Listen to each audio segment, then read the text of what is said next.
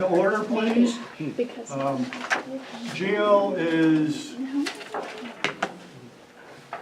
attending a family affair, I think it is. He won't be here tonight, sends his regards and his regrets. I'm Stuart Wepler, I'm the vice president, and I will run the meeting tonight. So the first item is to just call the meeting to order and review of the agenda. Any additions or deletions to the agenda as it stands? If not, we'll move on. So, we would like to kick off with an icebreaker, because we found that that helps a lot in terms of building some relationships. We've got 5 new members on the board. We're not going to start with introductions, we're going to start with a game, and then we'll go around and do introductions in the interest of time. So Susan has put together an activity for us. So in your board packet, you have something that looks like this, that is actually mislabeled VSBA bingo. It should be VSBA tic-tac-toe because we abbreviated it from a 25 square grid to a 9 square grid. And in each square is a description, and we are all going to get up and mingle and find people who possess the characteristics on your grid.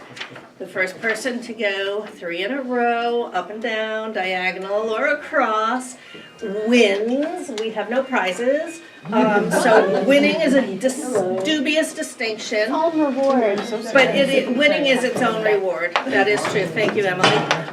And so, are there any questions about that? It's pretty straightforward. Well, oh, yeah, there are a couple more things. When you find somebody who matches a description on here, you need to get them to put their name on there. And you can only have one person claim 1 square on your card. So if you know somebody who sits on more, and if you find someone who sits on more than 2 school boards, and that's here, and also here is likes anchovies, if that person who sits on 2 school boards also likes anchovies, you gotta choose which one you want them to sign on, okay? And then find somebody else who fits the other description. Yes. Do we qualify for one of these ourselves? You may not qualify for one of these yourself. Nice try. Heads up, Dan counts for one of these guys. The point of this is we have a lot of new members tonight, and so it's an opportunity to get to know each other a little bit and do so in a fun and relaxed way. So with that, I think we decided, Carrie, you're going to turn the camera off. And therefore, we are entitled to and encouraged to have a little chaos as we make this process happen.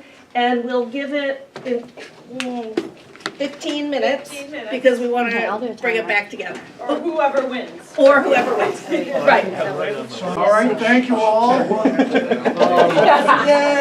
Hopefully you got to meet some of the new people and found out something interesting about some of the older board members here. Right now, I think what we'll do is just go around the room, starting with Ken, and introduce ourselves and tell us either something truly intriguing about yourself or what you found out about somebody else here that you didn't know. Something truly intriguing. I I haven't had a haircut all summer. I'm Ken Fredette. I'm from Wallingford. I serve on the Mill River Board, been a board member for going on 20 years now. And I'm a commercial diver by trade. I work underwater.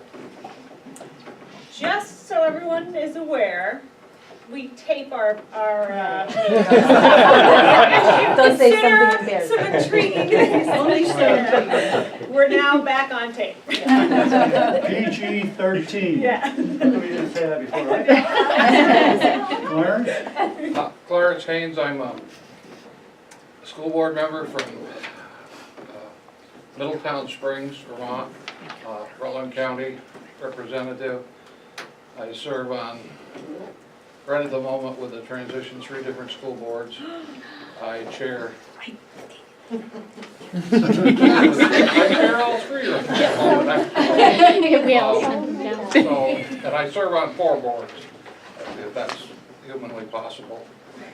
Some days I think it's going, something intriguing about me, I'm retired, got 4 kids, and my wife thought it would be a great idea if we had a foster baby to raise for a while, so we have he's just turning 8 months. Since he was a week old. He'll have to leave us at some point, but. Will you sign my card? 5 or more. I do have 5 with him. That counts. Okay. Don? Oh, boy, can't top that. I would think probably with all the things on the sheets going around, probably the thing that people would not guess would be that I didn't like school.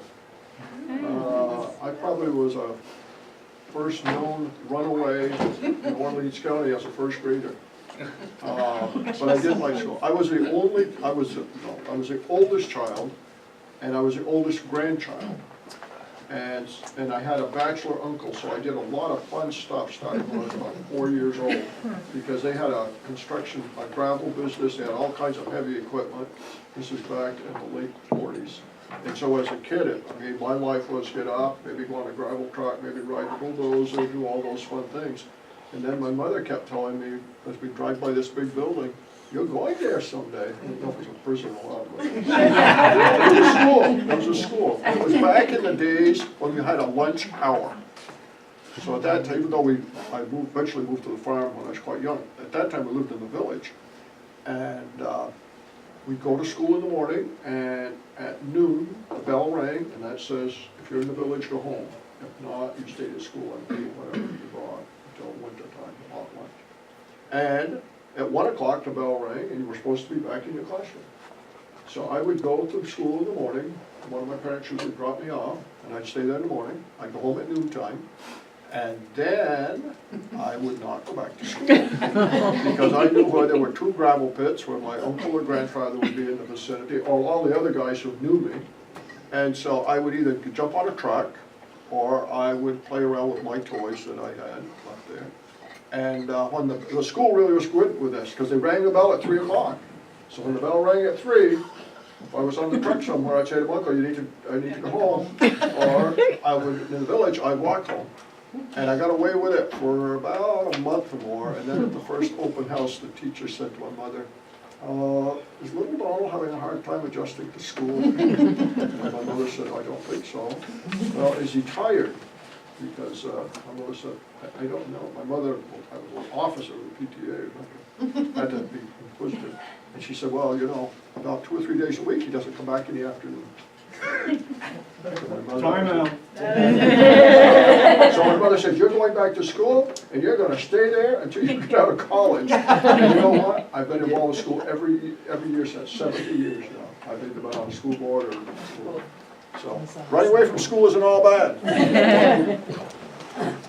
And Don's last name is Collins, and he's a representative of Franklin. Oh, yeah, I was supposed to tell you that, right? That's all right, I did We've it, got a lot more info. I did it for you, so. Floor? I'm Flor Diaz-Smith. I represent Washington and Orange. I serve in the East Montpelier Elementary School Board. I've been a school board member for 9 years. Something interesting, I grew up in Guatemala City, and I became a citizen to be able to be a school board member, so it's kind of weird.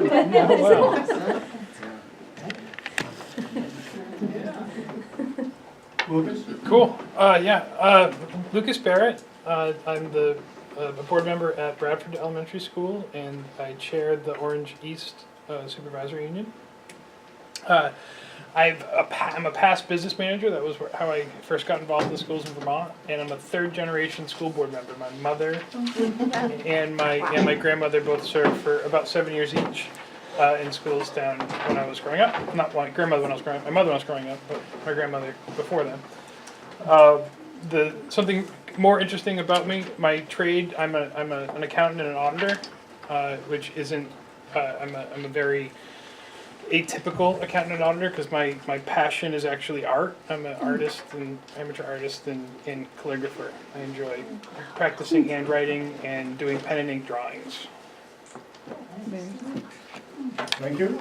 My name is Neil Odell. I'm a Windsor representative and serve on the school boards in Norwich, Vermont, and also in Hanover, New Hampshire, as part of the Dresden Interstate School District. Interesting thing is I once got so tired of the traffic between New Jersey and Boston when I was just started a new job, and my future wife, my wife currently, was living in Boston doing a residency there, so I started taking flying lessons with this grand idea that I was going to get my private pilot's license so that I would be able to beat all of the traffic up 95. And I was almost there, and then I ran out of money because flying lessons are really expensive. And I did at one point, I got lost over southern New Jersey one day flying on my own and couldn't figure out where the hell I was and how I was going to get back to the home airport. And so I just kept flying this big circle around Elizabethtown because there was a racetrack down there. And I was like, okay, I see the racetrack. I just need to get myself oriented so I know how to get back home. And it finally worked out, but I was getting a little nervous there for a while. Thank you. Amy? I'm Amy McMullen. I'm on the Windsor School District Board and the Windsor Southeast Supervisory Union Board. And what surprised me on the bingo tic-tac-toe was that Don not only didn't like school, but he likes karaoke.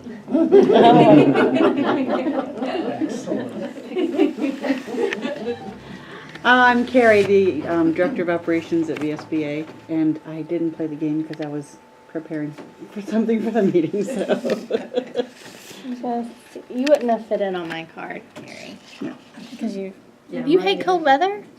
Yes, yes, okay, you there. could have I had that one empty. Okay. I'm Emily Simmons. I'm our Director of Legal and Policy Services, and I admitted that I like karaoke too. So, Don, karaoke? Okay. Excellent. I am Jean Marie Clark. I am the Vice Chair of the Bakersfield School Board, and I am one of the Franklin County representatives of Don. I have spent an inordinate amount of time working on our Act 46 unification plan, and I'm like, cannot wait until the end of this month is over. We vote on the 28th. Oh, wow. Good luck. Somehow I volunteered to be at the Hunter's breakfast that starts at like 4 a.m. on Saturday morning. I must have been asleep when I volunteered for that. I am the Dean of Vermont Technical College's Williston campus, and one of the things that I really appreciate about my school board life is that it really helps me sort of see this sort of K to beyond picture, and the things that we struggle with at this level are very similar to the things that we struggle with in the higher ed world. Something that folks don't know about me that I'll share because I didn't play this game is I went to college for my bachelor's degree in communications and thought that I liked to work in the world of radio, and so I formerly was an on-air personality for a couple of years. So. Nice. Did you use your name? Yes, I use my name, but it sounds really cool and really fun, but let me just tell you, you're locked in a tiny room all by yourself pretending like you're having the time of your life. It's not that much fun. Okay, I give webinars, so. Yeah. Mary Kay? Mary Kay Kelly. I'm a school board member in Moncton. I was a Peace Corps volunteer for 2 years in Sierra Leone. Have lived in the United States for over 2 years and lived in Germany playing basketball for 18 months. I don't like math, so I thought it was close enough and said I've lived 2 years in 3 countries. Thank you for your honesty. Lori? I'm Lori Childers. Excuse me, I'm an Addison representative. I am a school board. We got ours done and we started on July 1, so I'm on just one board now. I have been on many boards before the consolidation. And I'm having a hard time thinking of anything that's very interesting. I'm an accountant, and I work for a political organization, and we're a progressive organization, and we just had serious wins in Virginia and New Jersey. And I just wanted to say that. I'm Susan Holson, I'm the Director of Education Services, and I'm particularly happy to see the new faces, because until today, I was the new face. As far as anything interesting, I don't know, you can make your own judgment, but I could have signed your card for, I like to ski, I visited China, I have owned my own business, I have been an educator, and I've been on school boards for 6 years in the past. Dan MacArthur, I'm from Marlboro, on the Marlboro School Board, and I'm the Windham County representative, Windham Region, Windham County. Laura Sebeli is the other one, she's not here tonight, so I'm the sole one. My wife and I run 2 businesses. We run a farm, as does Gio, so I wanted to have him have some compadres here. Not the only farmer at the table. And I was thinking when Don was talking about, my brother and I went to the last of the one-room schoolhouses in Marlboro. And then in 1955, they built the new consolidated school, which is still the school in Marlboro. And I've been on the board there since the 70s. Kim? Hi, Kim Gleason. I'm sorry I missed the game. Sounds like it was fun. So, I've served on this board, I think, for 5 or 6 years now. Carrie might know. I'm not positive. And I serve on the Essex Westford board now as vice chair. I was the chair of the Essex Town board. I think probably maybe 12 years of that combined service, something like that. I grew up on an apple orchard, and I took flight lessons in 4-H when I was in high school, maybe, and but moved to this area after having kid 1 and kid 2 in New York City and working in finance down there, and decided this was much better so we could have kid 3 and kid 4 and dog 1 and dog 2. So I enjoy yoga and hiking with the pups and the kids. So thanks. Thank you. Martin? Yeah, Martin Malone. I'm on the South Burlington School Board, Chittenden County and Grand Isle representative. I'm also one of the 4 legislators from South Burlington. Point of interest is I'm a big fan of National Novel Writing Month. I don't know if anybody's done that. I'm doing my 8th out of the last 10 years, and my daughter joins us. You can talk to me about it later, but I'll tell you very quickly, you do a first draft of a novel in November of 50,000 words, and then you're considered a winner. And I've done this, but pretty much all those 50,000 word drafts are sitting in a drawer somewhere. I wasn't doing it to actually publish. It's just really fun to let your imagination go wild. And I'm sure if some of those ever got out, I probably would not be reelected. How many pages is 50,000 words, Martin? It's about the equivalent, although the quality is not the equivalent of Great Gatsby. Yeah. I don't know, depends on what you think about Great Gatsby. Well, that's true. I wasn't a real big fan of Great Gatsby, frankly, but nevertheless. And Martin is also a whiz at Trivial Pursuit, and we were robbed at the VSBA. Unknown people I won't mention. Oh, come on. Look out. Make them kill you. Right. Not Kathy? robbed. So I'm Kathy Nolan, I'm new here.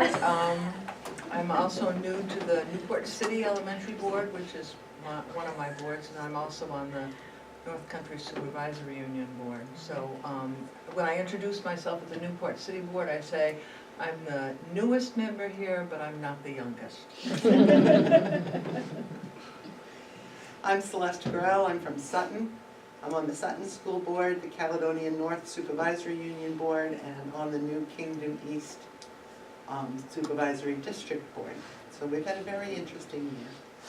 I found out that where I thought I was running for a 2-year position, it's actually 3 years because the first year didn't count in you. So I really enjoy working with the school board, or I wouldn't be doing it. Something interesting about me. I didn't know this, Kim, but I grew up in Queens. Well, I was born and raised in Queens. I grew up in New York City.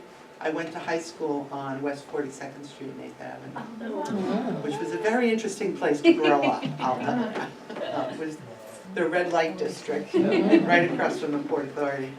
So, yeah, got here to Vermont and said, finally I'm home.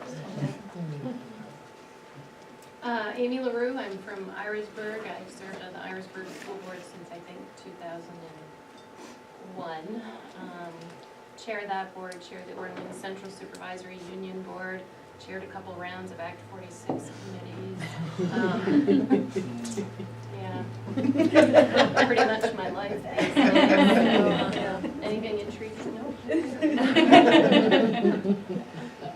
Stuart Wepler, I'm from Elmore, and I'm a member of the Elmore-Morrisville Unified Union District, and we're working right now with Stowe for an alternative education system, which is an intriguing discussion. I'm currently the vice president, stepping down. I've only got one more year on my board and I'm retiring. Two interesting facts. The first one is that I couldn't get anybody to sign that they hate cold weather, which means that we've got a very smart group of people because you don't live in Vermont if you don't like cold weather. The other thing is, this jacket I'm wearing, I found at a tag sale for $30. Remember we talked about this at the meeting. I tried it on and it fit perfectly except for the sleeves, and it cost me more to have the sleeves altered than it did for the jacket. I bought this jacket for $30 and it's a Harris tweed. Nice. So you can still find deals around. Melanie, we'll go back over here. I'm Melanie Virgilio. I am in Sunderland, so I'm on the Sunderland board. I'm on our newly formed TNG board, which again, we're still in that first year that doesn't count. I'm on, it counts. Oh, yeah. Policy committee, and and on our BRG board. I'm not sure what the question was about. Something interesting about me, I'm not entirely sure. I figured out today or yesterday that I have, I think, 4 jobs right now that I'm doing. And I've signed up for another one, so I wear a lot of hats. And that's kind of my thing. My name is Laura Lee Van Almen Kluka, and I'm assuming I don't have a name tag because no one figured out what font to use yet. Yeah? Well, you're not official yet. We have to make it official. Okay. Oh, that's true. Yes. Oh, that's good. So you'll have one then. Okay, then I'll have, but then you'll get to figure out the font size. Good luck with that. I'll make it work. Okay. She's really good at that. You may be a little unique, but. So I'm representing Bennington area as well. I am on the Courier UD23 board. I am on the new merged Taconic and Green Union District Board. I am on the BRSU board. I am on associated policy committees. I don't know what else I am. Addled. Trivia. Addled. Yeah, apparently I'm better at trivia than I realized. Yeah. Only the esoteric stuff, apparently. Yes. Anyway, let's see, something interesting about me. I lived in Brazil for a year, hence the cachaça. I was a Rotary Exchange student in high school for a year. Perfect. Believe it. And everybody knows who's sitting on my left. But do we know something interesting about Yeah. it? Yeah. Intriguing. I know a lot of interesting things. This is PG. I traveled cross country by train by myself when I was 19 years old. And that was Last quite year? an adventure. Oh. No, a few years ago. Would you do it again? I would not do it again by myself Heard that. because I didn't do as much. I had big plans to do lots of adventuresome things, and then found myself feeling not quite as safe as I maybe would have had I had a buddy.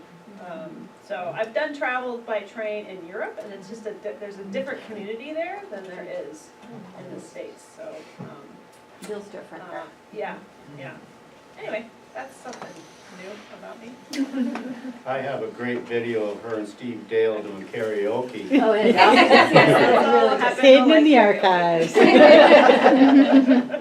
Okay, thank you, everybody. That's a good icebreaker. I think that worked out very nicely. We're now going to spend 25 minutes or so, and Nicole is going to review the role of the VSBA board for both new members and a refresher for old members. That's right. So this is essentially this board's reorganization meeting, and so we feel it's important every year to sort of revisit some important functions of, or realities of what it means to serve on this board. So bear with us if you've seen this before. We're hoping to set you up to have a really good conversation over dinner with your fellow regional reps. But feel free, if you have a question or something's not clear, jump in. Our Articles of Incorporation, so this organization was formed in 1961, and in your new handbook, there's a more detailed history of the founding of the organization. 1961. For three purposes. So the articles that were filed with the Secretary of State's office say that this organization exists to promote and stimulate interest in education, cooperate with other organized educational groups, and assist school directors in promoting better educational opportunities for the children of Vermont. Like all nonprofits, it is governed by a board of directors and bylaws that are modified from time to time by our membership, and all the bylaws, policies, and resolutions are all in your handbook. And new this year, we've included the strategic plan so that you have it handy, because I know all of you bring these every time. So there are laws out there governing nonprofits. The ones we wanted to point out are the general standards for members of a board of directors for a nonprofit. So Vermont law says the director's duties, the director needs to discharge their duties in good faith with the care an ordinarily prudent person in a similar position would exercise, or under similar circumstances, and in the manner the director reasonably believes to be in the best interests of the corporation. So that is legalese. And in 2016, the VSBA board adopted a code of ethics, modified your board policies to reflect that legal obligation, and do so in a way that's hopefully a little bit more clear. But what does that mean? It's commonly known in legal circles as the duties of care, the duties of obedience, and the duties of loyalty. And the code of ethics also includes a process for resolving issues. So if people raise concerns around a board member violating one of those duties, there's a really clear process for resolving those concerns. Just want to go through with you all how duty of care is defined in VSBA's board policy. That you are taking care of the association by ensuring prudent use of its assets. And assets include facilities, people, and goodwill. And that you're providing oversight that ensures the activities of the association advance its effectiveness and its sustainability. So that is your duty of care, to basically take care of the assets of the association. Your duty of loyalty is defined in your policy as board members making decisions that are in the best interest of the association, not in individual self-interest, including personal and financial interest. So you'll be most familiar with this concept as your conflict of interest policy that governs your board. So it's really not taking actions that are beneficial to yourself as an individual, but also avoiding taking actions or making representations that compromise the authority of a full board to make decisions on behalf of the association. So not making, for example, the board president making a promise to a legislator that, you know, the VSBA will support something when the board has not had an opportunity to discuss and take a position. And then lastly, the duty of obedience is defined. Will ensure that the association follows the law, bylaws and stated positions. Conduct yourselves in adherence to the association's policies and purposes, and do not engage in activities that damage the association's ability to pursue its mission. And the vision and mission of the organization are enshrined in the bylaws, so this board does not have the authority to change the vision and mission, that you have to go to the membership to do that. And I'll say, I think while the vision and mission of the organization have evolved over time, they remain consistent with the core purpose that was held in 1961, which is, I think, a good thing. So now I'm going to just talk a little bit about what does it mean to be on the board of an association, and what does it mean to represent a region on a board like this. Because I think it's a unique situation for a member of a board of directors, not necessarily for you all who are used to representing constituencies when you serve on a board, but there's a difference between the voters who sent you to serve on a school board and a region that sends you to govern a board of directors for a nonprofit organization and association.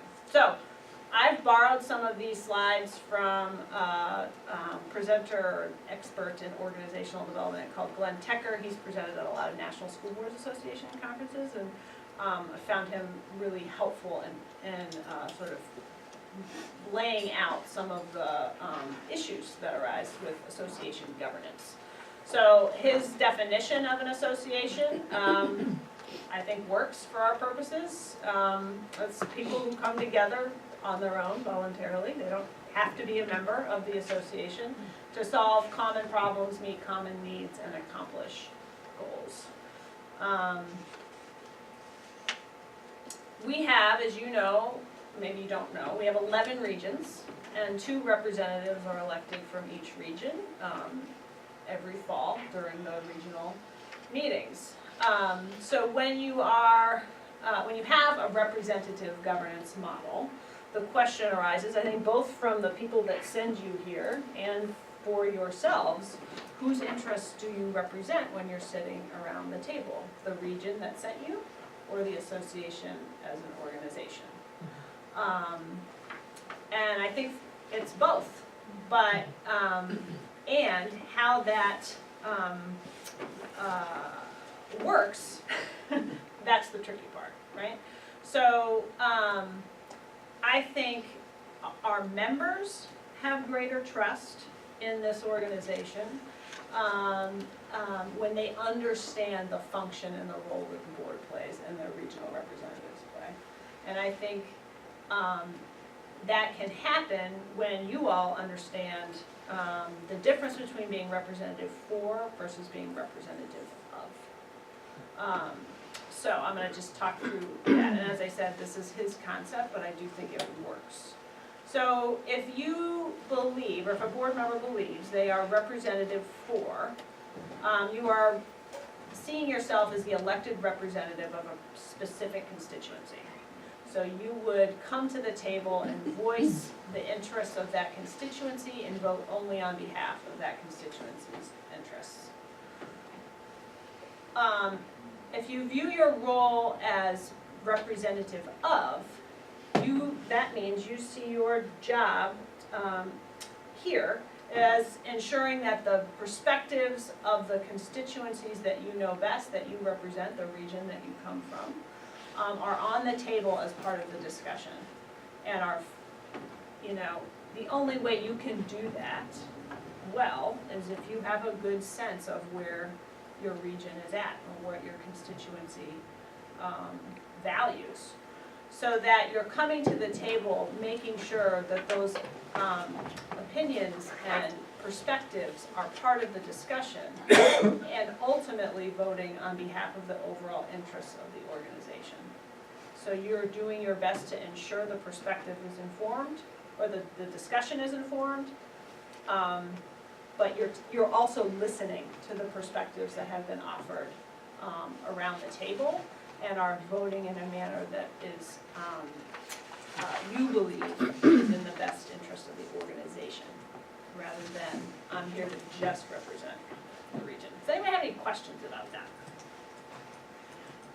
Or veteran members want to talk at all about whether this has been a useful, we've done this now, I think, for 3 or 4 years. Has that been a useful construct to you, as you think about the role on this board? Yeah, I wrestled with this for a long time. I once stated, you know, I'm a member of the Wallingford Board. I was testifying to Senate Finance about a CLA. I said, as a member of the Wallingford Board, I think locally, as a member of the Supervisory Union Board, I think regionally, and as a member of the VSBA Board, I think statewide.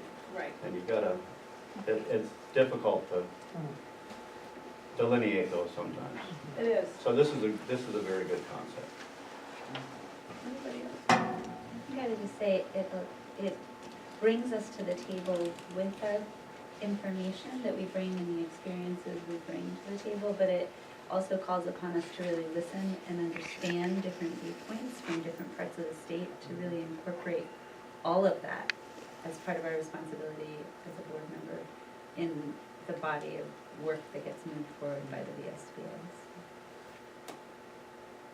Anybody have anything else they'd like to add on this I topic? think part of the whole concept of deciding is sometimes it's, you have to be willing to listen to what goes on around the table, because as involved as you are, you don't know it all. And to get the different perspective from the different areas of the state that help form your opinion on what the policy should be. It's not always black and white. The accountant types probably really like this black and white, but I tell those people there are gray in the world. They don't like it, but when we're working on a budget, I sometimes, hey, okay, I hear you, but we're gonna talk about something else. The listening is important, but this really calls to action. Each of our responsibility to speak and to bring up what's going on. If we don't, what's to listen to? And I think I like that this states that well. Good. Thank you.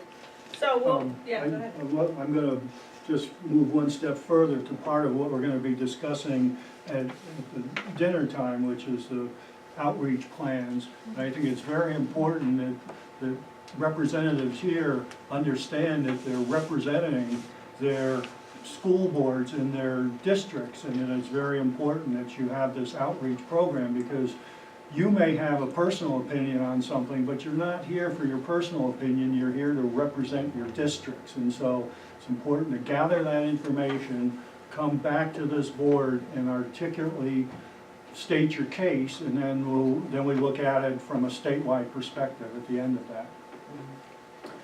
So the bylaws actually also call out this tension and define your role.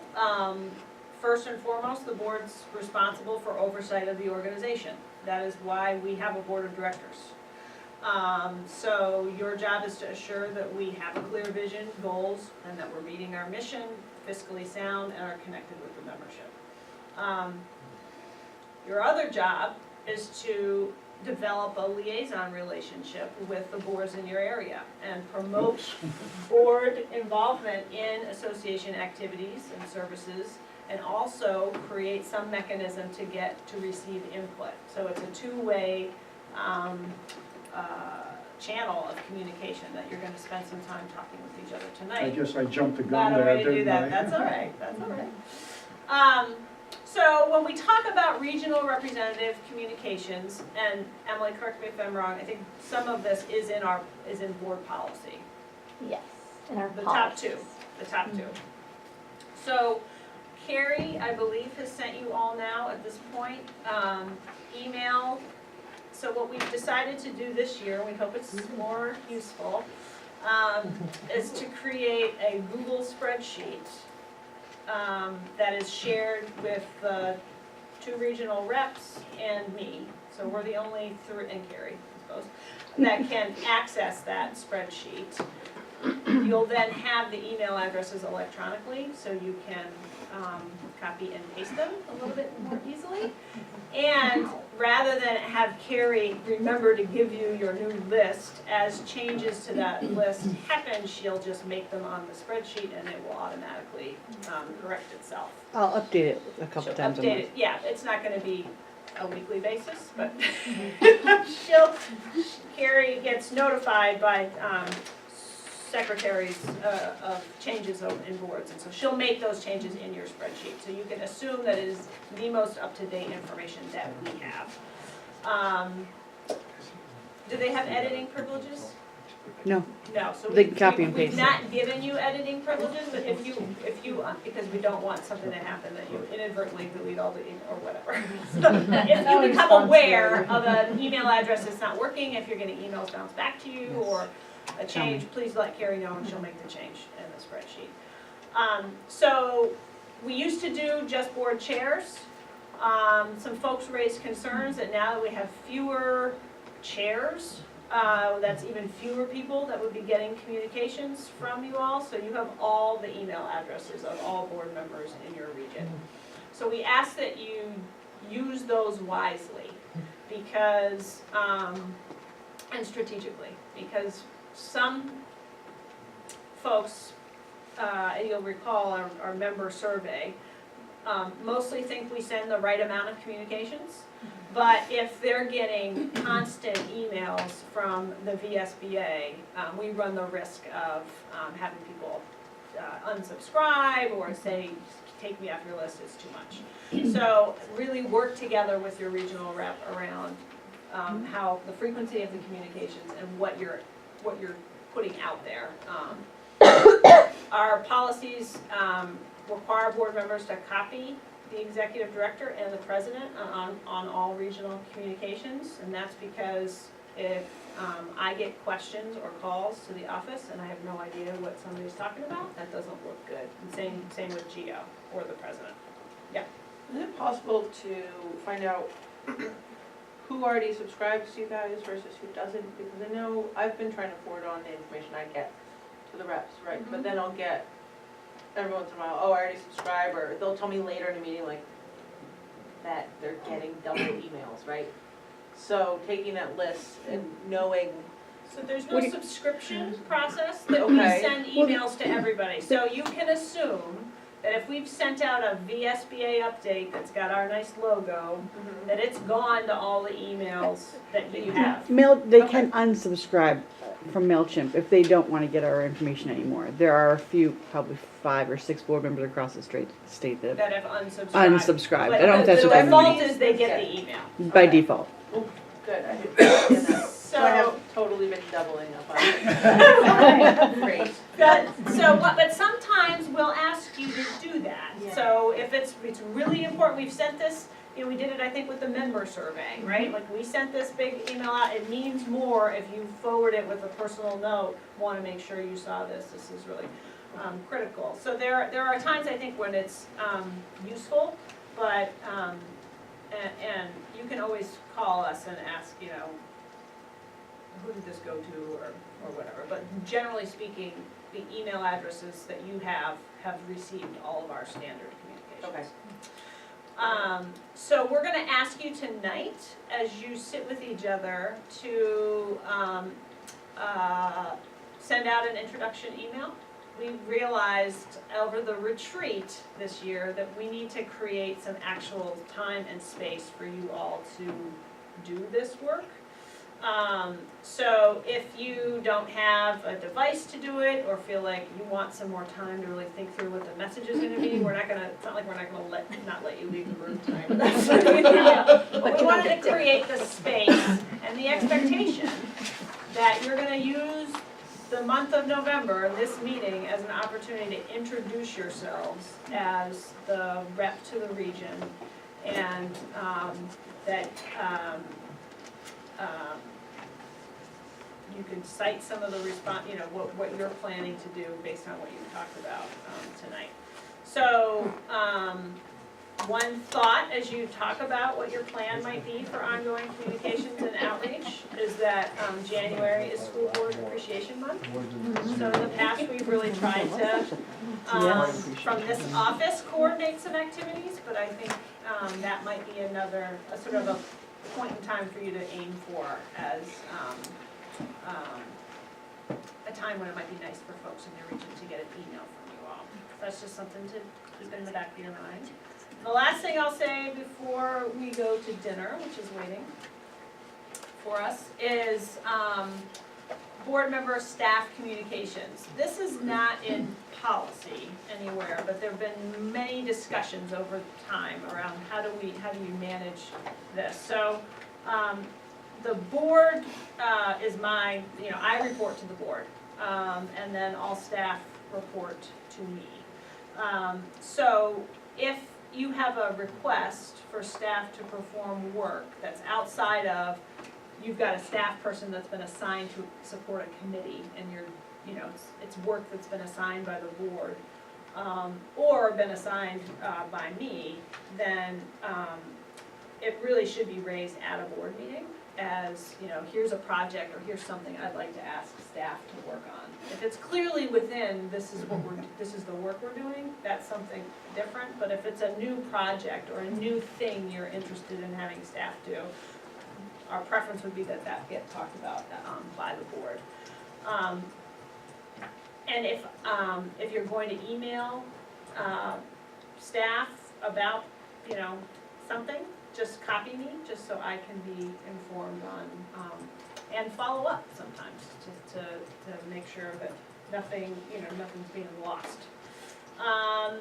If you hear concerns, or you yourself have concerns about the VSBA doing something, whether that's a specific staff person, or whether that is a belief that the VSBA, something about the VSBA, please bring that to me directly, because 9 times out of 10, it's a misunderstanding or something that can be dealt with and corrected very quickly, and that's our goal, because there's no need for people to be not happy with their association.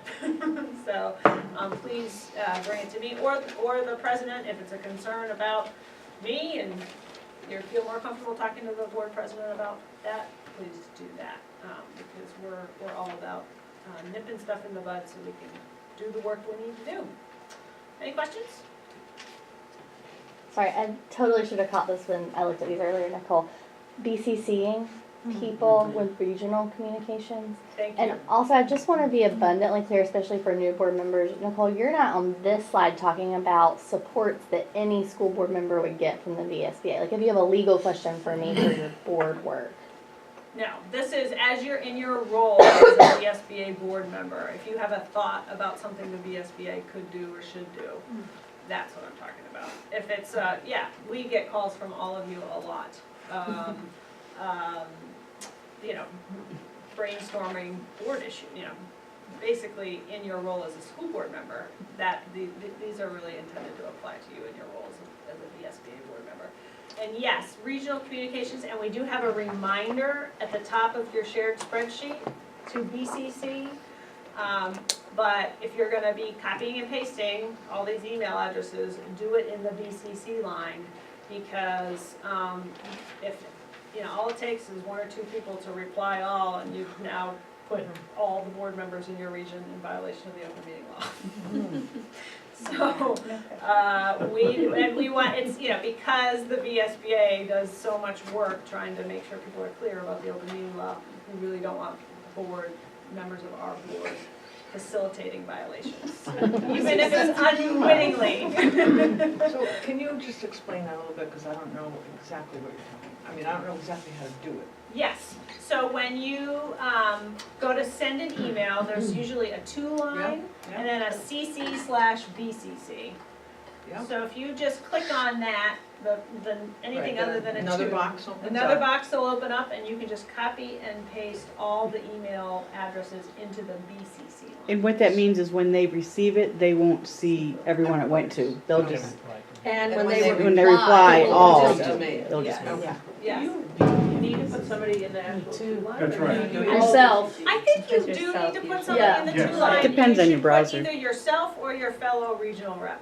And that way, if you put your fellow regional rep in, if they reply all, That's true. the regional reps will both get the responses. Laura, what do you think? So I have a quick question about the last item, concerns or question about the VSBA brought directly to the executive director. So as we were getting ready to go to the conference, different boards in our region were, because there was so much stuff going on in the press and et cetera, et cetera.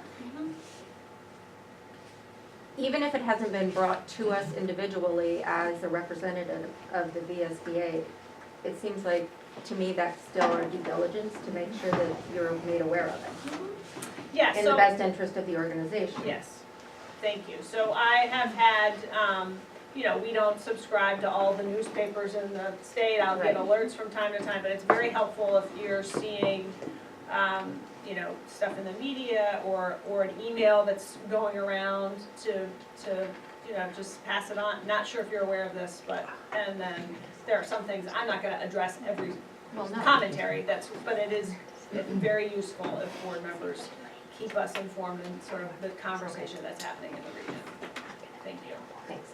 Dan, you had a I question? just or wanted to comment? say, my regional rep, co-regional rep is not here. I haven't kept careful track, but if there are other people who don't have a co-regional rep, I'd love to brainstorm with somebody, as we're talking about outreach within the region. It won't be, okay, Yeah, fair these enough, thank these you. guys are veterans. Okay, that'd be great, thank you.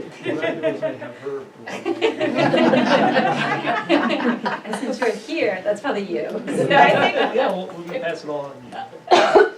so typically, we don't have working dinners, but we are gonna ask you to, get some food, come back, and really talk about what your plan is going to be to introduce yourselves to the region. Some discussions that happened at the retreat this year were, regional reps hosting an additional gathering in their region. We want to be cautious of doing a lot of that at the same time, because the staff support, I think, would be useful to you if you're going to do something like that. But certainly leaving tonight with a plan for either you've sent the introductory email or one of you has taken that responsibility to do it, I think would be a great outcome, and at least start that practice. And what we can do is set aside some time if you want. We'll talk about future board meeting agendas. If you want to reserve a little time at every board meeting to just check in with your regional rep around, what types of outreach you might do or what you've heard, I think we can make some space for that. And that was one thing that came out of the retreat over the summer, was a real need to intentionally focus on outreach. We're gonna spend a few minutes just going around region by region and making sure that you're comfortable, that if you haven't written an email, that you know who's gonna do it, and just make sure that you've designated somebody to send that email out. For those of you who are traveling, Carrie sent the email out with the Google addresses. I got mine at 4:30, so I didn't know. So it's there, and if you could all take a look at those and review them, and if you see any problems, get in touch with Carrie and let her know that there's either an error. Go ahead, Carrie. Let me just say one thing.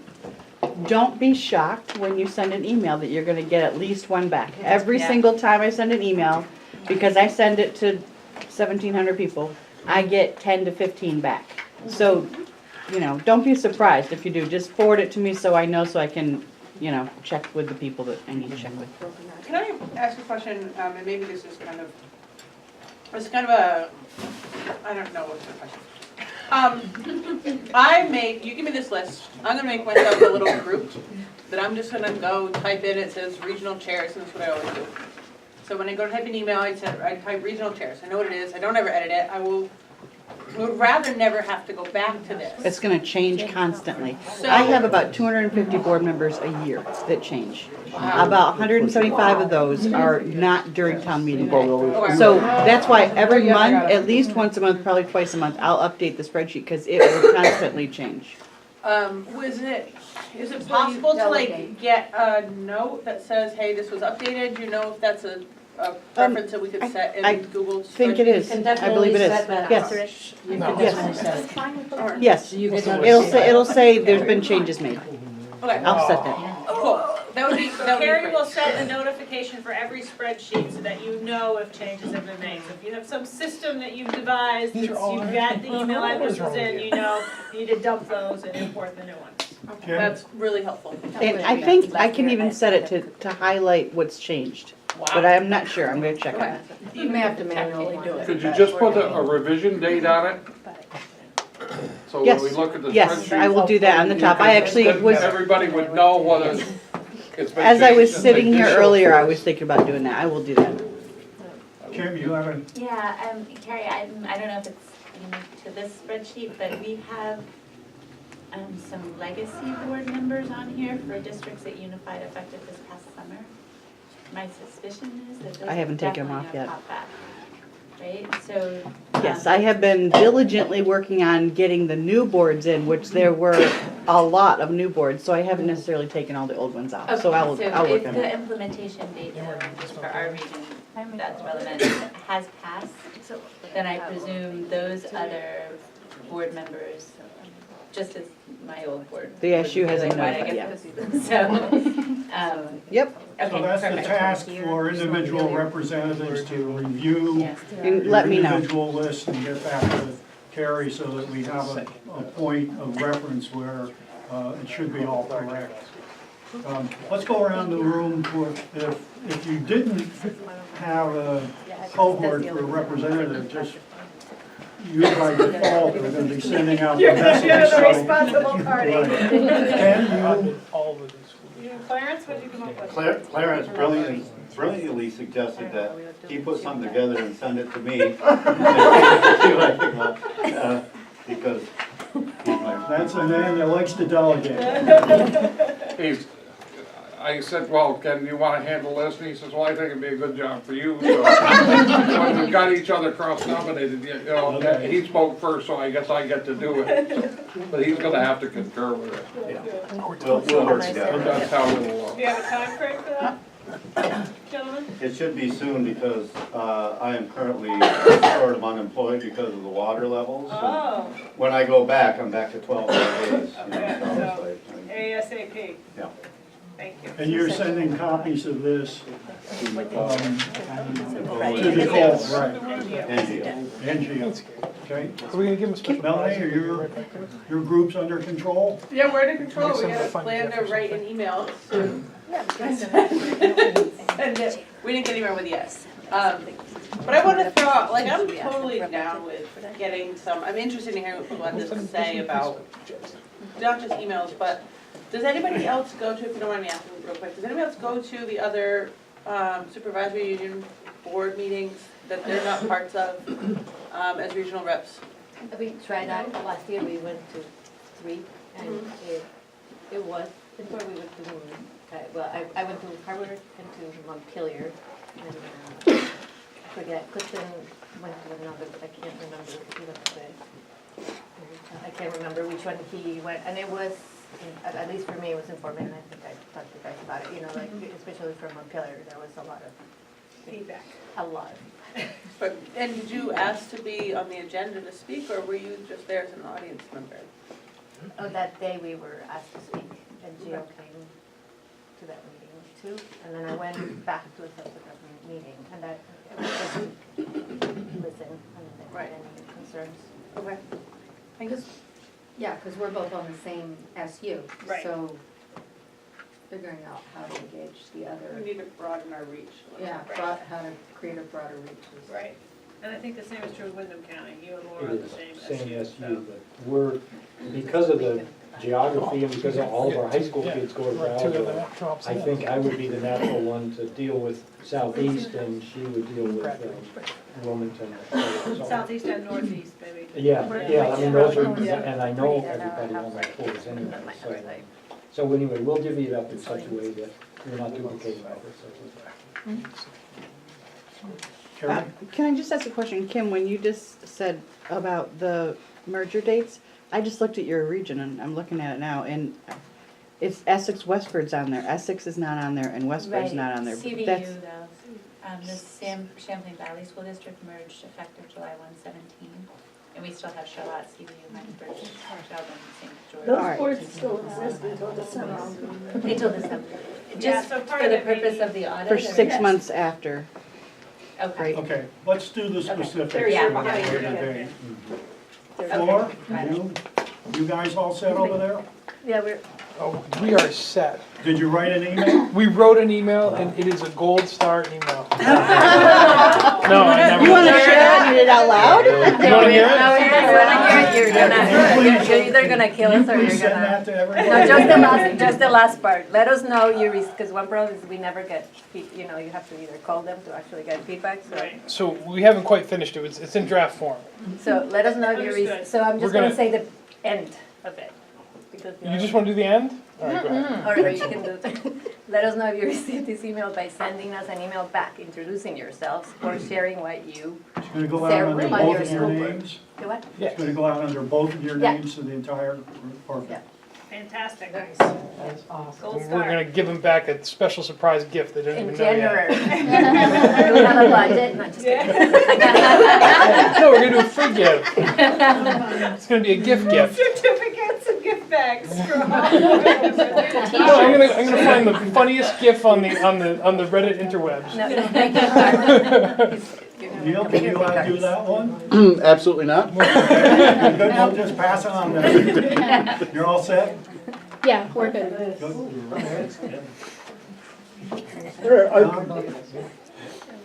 I think we have agreed that she'll do her SU and this new Maple Run, and I'll do the SU where I am, and also the SU where I was superintendent Franklin West. We have 4 SUs. We'll get something out within the month to let them know who we are, and what they might be receiving messages from us as time goes on. Great. We Do you talked copy with- each other? Just No. so- Yes. I didn't hear you, Nicole. But we, I think that one of the things we'll have to sort out, and I know I found it a little challenging last time, is when stuff goes to all the VSBA members from your office, unless we are asked by you to kind of reinforce it or confirm it, I don't send it out, because people complain about getting so many emails, not from VSBA, but just in general, you know, from companies or conferences or stuff, that I think that if VSBA thinks something's important, it should go out from VSBA, and leave it at that. Certainly if we have a question, but we just gotta sort that out, but we talked about that. Well, the only caveat to that would be, if you think it's so important, because there are different levels of importance for the stuff that the VSBA sends out. And so if this is an alert, then it may be worth you saying, we know you get a lot of email, but make sure you read this one again in order to do that. But you have to, you're right, you have to do that selectively. That's a good point. I guess what we're saying is, we aren't gonna routinely send something out if we get something. Yeah, that's. Okay. Okay? Yeah, we're gonna send out a joint email, we'll email back and forth to finalize it and get it out before the next meeting. Perfect. Dan, you had your hand up. Can we so now jump go ahead. back to Franklin? Are you each gonna generate your own outreach and mail them to the people that you're talking about? Or are you gonna get together, send the same thing, but to half of the people?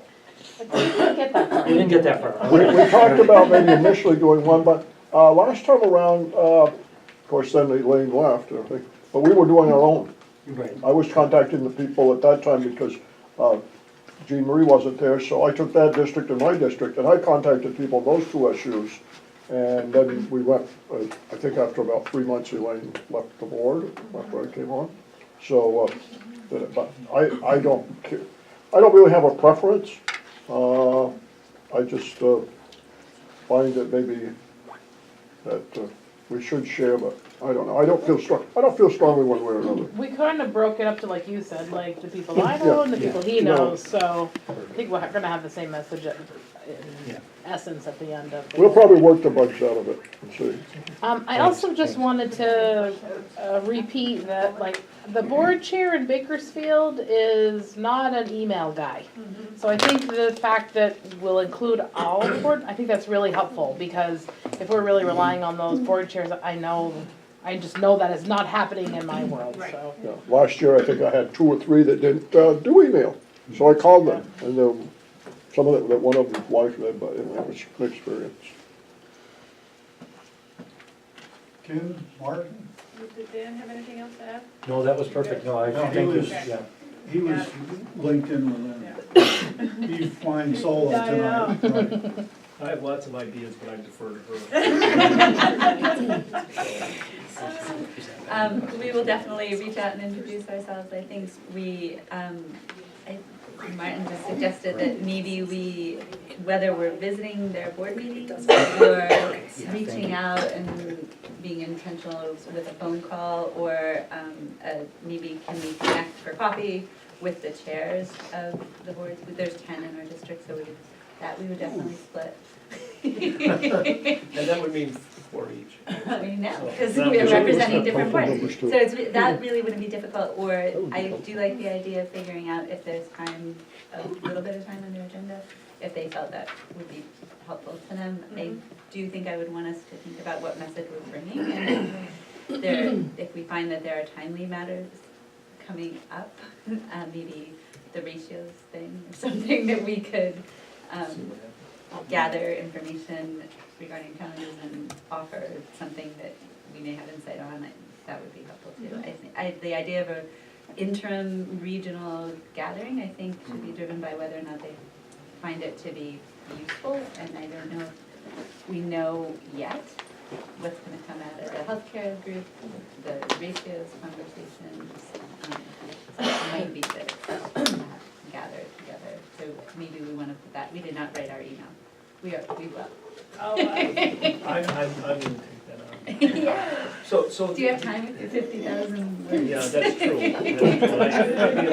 That's 50,000. Yeah. It'll be in December. A few of them. It'll be in December. That's a novel in itself. Yeah, exactly. So just one thing is that, I think that we're talking about reaching out to the chairs and the clerks to have a little broader coverage.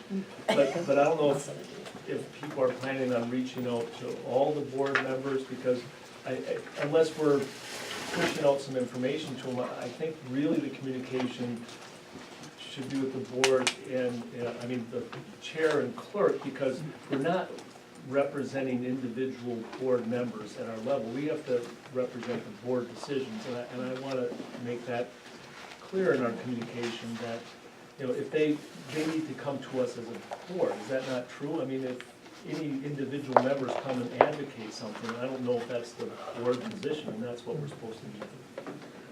Right, so I think, we serve every single school board member in the state. So when we get a call in our office, I don't ask, did your board authorize you to make a phone call to, No. So a lot of it is building, connections and relationships and making yourselves open to communication from the membership. Now, if we have a position that we want you to, advance in some way, then I think it's perfectly appropriate for you to say, is that a position your board is taking, or is that a personal opinion? Because, our resolutions, everything is driven by a board action. So I just think it depends on the nature of the communication and what it is you're trying to convey. And I would leave it as a judgment call. Susan? I just want to also say, this year, and I think every year, there's some difficulty in recruiting new VSBA board members. And if there's more outreach to every member, then hopefully that will become less of a problem, because they'll have more idea of what this association is doing. I think too, in general, and to Martin's point about if we're trying to schedule to be on an agenda or to meet for coffee, the idea of reaching out to whatever their executive committee is, which may or may not be, if we do just the chair, Is that Mark? I think we're missing the opportunity to have that, especially in configurations that are now unified with fewer boards and board chairs. So our intent would be, in your board, it's just a chair and a clerk, and ours it's a chair, vice chair, and clerk. So if there's an officer title, that I think will be the distribution we'll create for that level type conversation. Could we connect for coffee or be on your agenda at some point? Just Mark Stebbins has joined us on the phone. Mark is the Lamoille rep. Memorial North, Lamoille North. right. Okay, Kathy, are you, who are you with here? I'm with Amy, and we took some time to figure out exactly which boards we represent. Orleans, Essex, Orleans, Northern Essex, and actually we didn't really know until we looked at the spreadsheet, so, we now know. Step one. Yes. So Celeste is going to write an email to her constituency. She's gonna copy Amy and I, and then we'll. Copy that. Louis told me to do that. Brilliant plan. Louis said, Celeste, you do that. Yeah. That's what we're doing. Mark Okay. and Stewart? Well, Mark's on the phone here, so I will give you a call, Mark, and we will get together. You do a rough draft on an email, please. And then we'll get together and send it out to our various Lamoille North and Lamoille South board members. I don't know what's historically what you have done on that, but I go to each board separately as an agenda item once a month. And the people know to put that on there. And even if I just report back on what we've done and any issues, especially during the legislative session, any issues that are going on. And it tends to allow people to get a little bit more involved, and once they get involved in it, then they start talking back and forth. So I have a very good rapport with our people in Lamoille South. Of course, Stowe is very active anyway, so How I many think that they boards would is be that you go to? approaching sir? me anyway. Say again? How many boards do you go to each month? 2. 2, okay. Yeah. So it's a A little different I model. was like, whoa. So theoretically, with unification, the boards are gonna be Gotcha. cut down. Yeah, So yeah. so anyway, Mark, I'll give you a buzz on that. I don't think most boards would want to say something like that. Good. Executive Director, she's got got a lot of stuff hit list here. to report on. The first is just, actually I've asked Susan and Emily and Carrie to share their highlights from the strategic plan monitoring report. Just as a reminder, this is the tool that we use to keep the board informed on a monthly basis of all the activity that's gone on in service of the strategic plan goals. So you'll see goal area, indicator, strategy, outcomes. So Emily, Susan, who wants to go first? Take it. So one area that took up a lot of my time between the last board meeting and this one was the annual meeting and the delegate registration and information process. It was something that I was holding my breath about, and it worked out. I'm pretty proud of the way the annual meeting went, actually. Especially, I wanted to point out, this is actually in Nicole's box of the strategic plan monitoring report, but participation in this year's VSBA annual meeting covered 63% of all school boards in Vermont, which is really something, just compared to anything. This was the electronic version? The people in the room Yeah. voting represented 63% of the school boards in the state. That's compared to 15% the year before. Wow, that's so awesome. How was it? Because members covered more school boards, and 36 members out of 60 were voting in the room. So with the same number of people even in the room, a larger percentage of school boards in the state were represented. We haven't, polled this, but what I heard anecdotally from many folks was that for the first time this year, their SU board or SD board actually talked about the VSBA resolutions and provided guidance to the delegate. So I think it is accurate that more boards' perspectives were represented in that room. It may not have been bodies, physical bodies, but the people who were voting were casting their votes on behalf of a larger group of people, which I really think, Emily did a lot of work with votes and others to pull that off. So we are having a follow-up conversation with votes, the folks who were doing the iPad voting, to talk about what worked and what could be better if the board chooses to go that direction for future annual meetings. So looking forward to that. But I thought that the process in the room by the end of the meeting went really well. The video, I guess, the audio part of the video conked out, so that's another thing we have to look at, but I agree, I think overall the process worked out nicely. If everybody had their own iPhones with a program on it, it would have worked beautifully, once people got used to it. I had a question about that. I was wondering if they had all of the network information as far as the bandwidth available to them and all of that from the resort. Yes. We gave them that ahead of time. I think the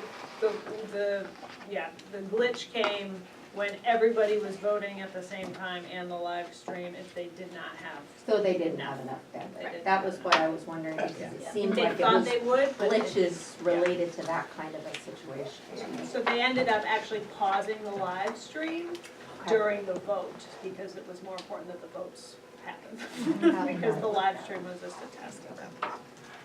I turned off my YouTube too.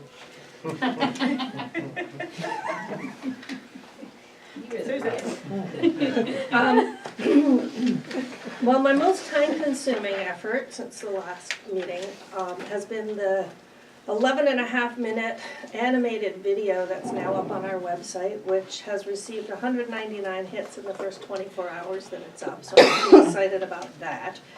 Unless somebody's logged into it since you sat down, in which case we hit the 200 mark.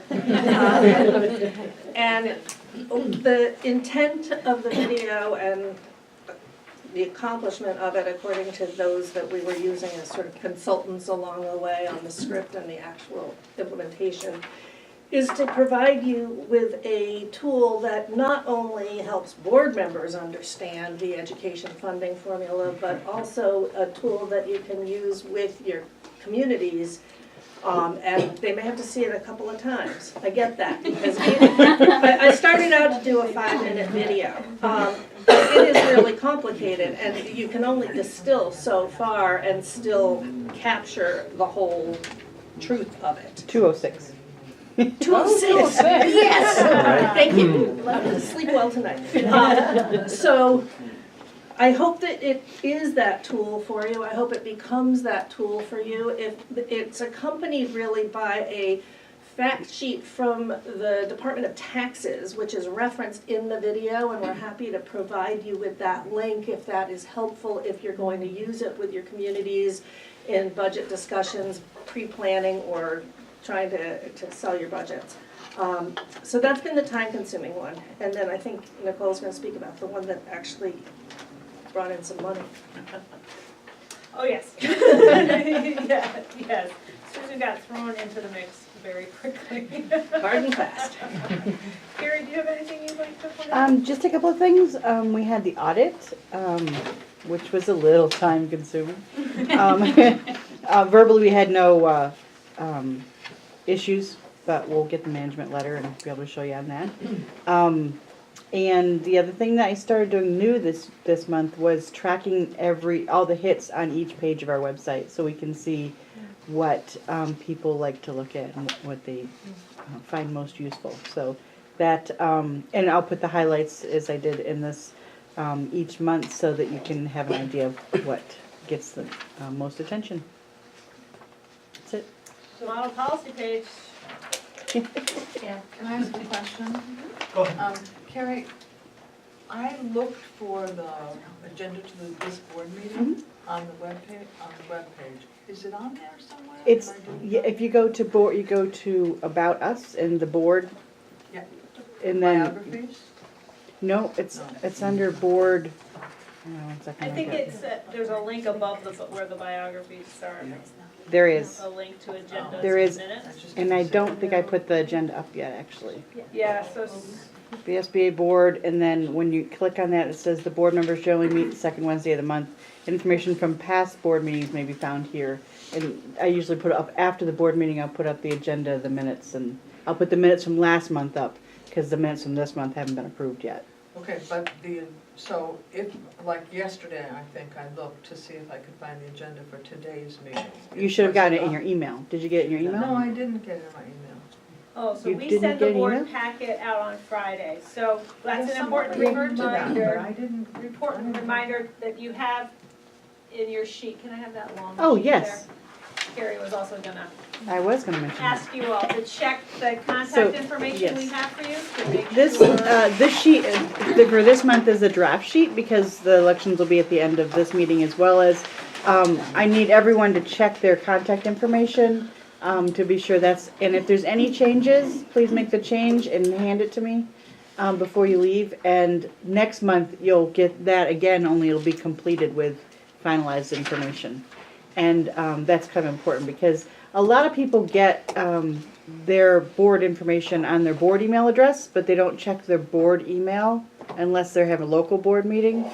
So if, you need to make sure to put down the one you'll be checking. So I'm sorry, Kathy, if you didn't get that board packet. Kathy, also, if you receive the notice of the meeting, it is not an attachment. It It's says, embedded. to get the board package, click here, and it sends you to another site. So you may not have noticed the click here, which would have been the full package. Right. I would Is it also you that add, sends that Yes, it information is. out? so my email, for some reason, doesn't really care for Carrie. But I've changed it so I can get her messages now. Like I got all the stuff that would come from your address, which was almost, in the spam category. You'd think they would not let that through, Right. but they let your stuff through and not Carrie. So I've got that remedy, so you might wanna look in that folder too. Okay, Okay, let's continue, or? all right, yes, so I've got, Wait, one thing before we go, was reading this for especially new members and maybe old members, you look, there's a lot of initials in here. And I didn't even know who they were, because it's secret. ED is Executive Director, Nicole. Susan has 3 designations. She's DES, DBES, and DBE. So when you look at the responsibilities over there, you can just substitute the names Susan. We're gonna put our Carrie. names in from decided now. to put our name, I talked about, we're just gonna put our names. There's only 4 of us. DLP is Emily, and KL is Carrie. So when you're reading the responsibilities, generally on the right-hand side and outcomes, that's who you're talking about. It's just these 4 clowns right here. Or Nicole, we could just start calling you Ed. That's right. Okay, go ahead. Smoothly. That's all going very smoothly. So, the next thing I'd like to just talk with you all about, it was in your packet, this memo about advancing the agenda for world-class education. So, bit of background, you'll recall that at the retreat in June, you assembled a committee, a delegation that included Gio, Flor, Mary Kate, Lou, and Amy McMullen, to meet with a delegation from the Superintendent's Association to decide what to do next in terms of advancing this document that our organizations, and a vision and a platform really, that our organizations spent a lot of time developing in 2012, 2013. A lot of policy accomplishments came out of that. The group met for several hours at the end of September. And it was a pretty wide-ranging discussion, but really focused on implementation issues and how we might help people and boards and administrators better understand how well implementation of Acts 77 and 166, which is universal pre-K, is doing in their districts. So based on that discussion, Jeff and I got together and talked, we reviewed documents that were produced by the VSBA board and their trustees, and we have these recommendations for you all. The key recommendation is really to have a 2-day retreat in early January, where, again, we would have representatives from the VSBA and the VSA, along with some principals and the Agency of Education, to really get some work done around indicators of progress around implementation. So after our meeting in September, Superintendent's Association surveyed their members on implementation of the local action steps within the agenda.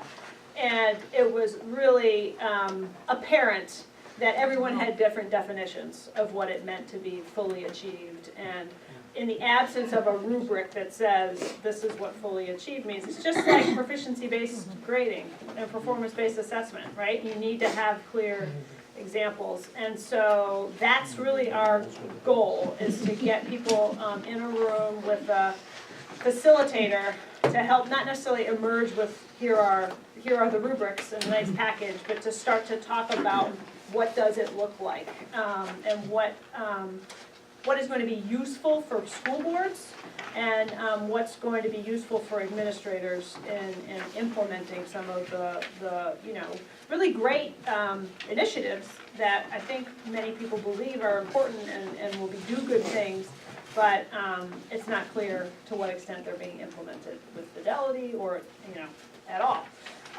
Another key concern of this board and of that group is equity, so ensuring that not only is implementation happening, but that it's serving all students.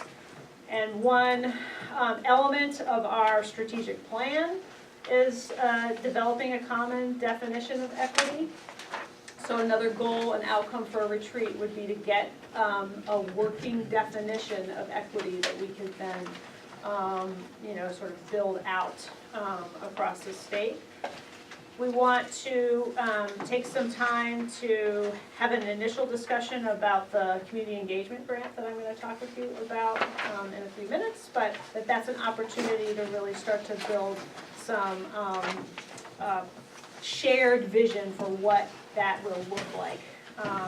Because it is a planning year grant, so we do have resources set aside to really help people think through what's a good process going to be on that front.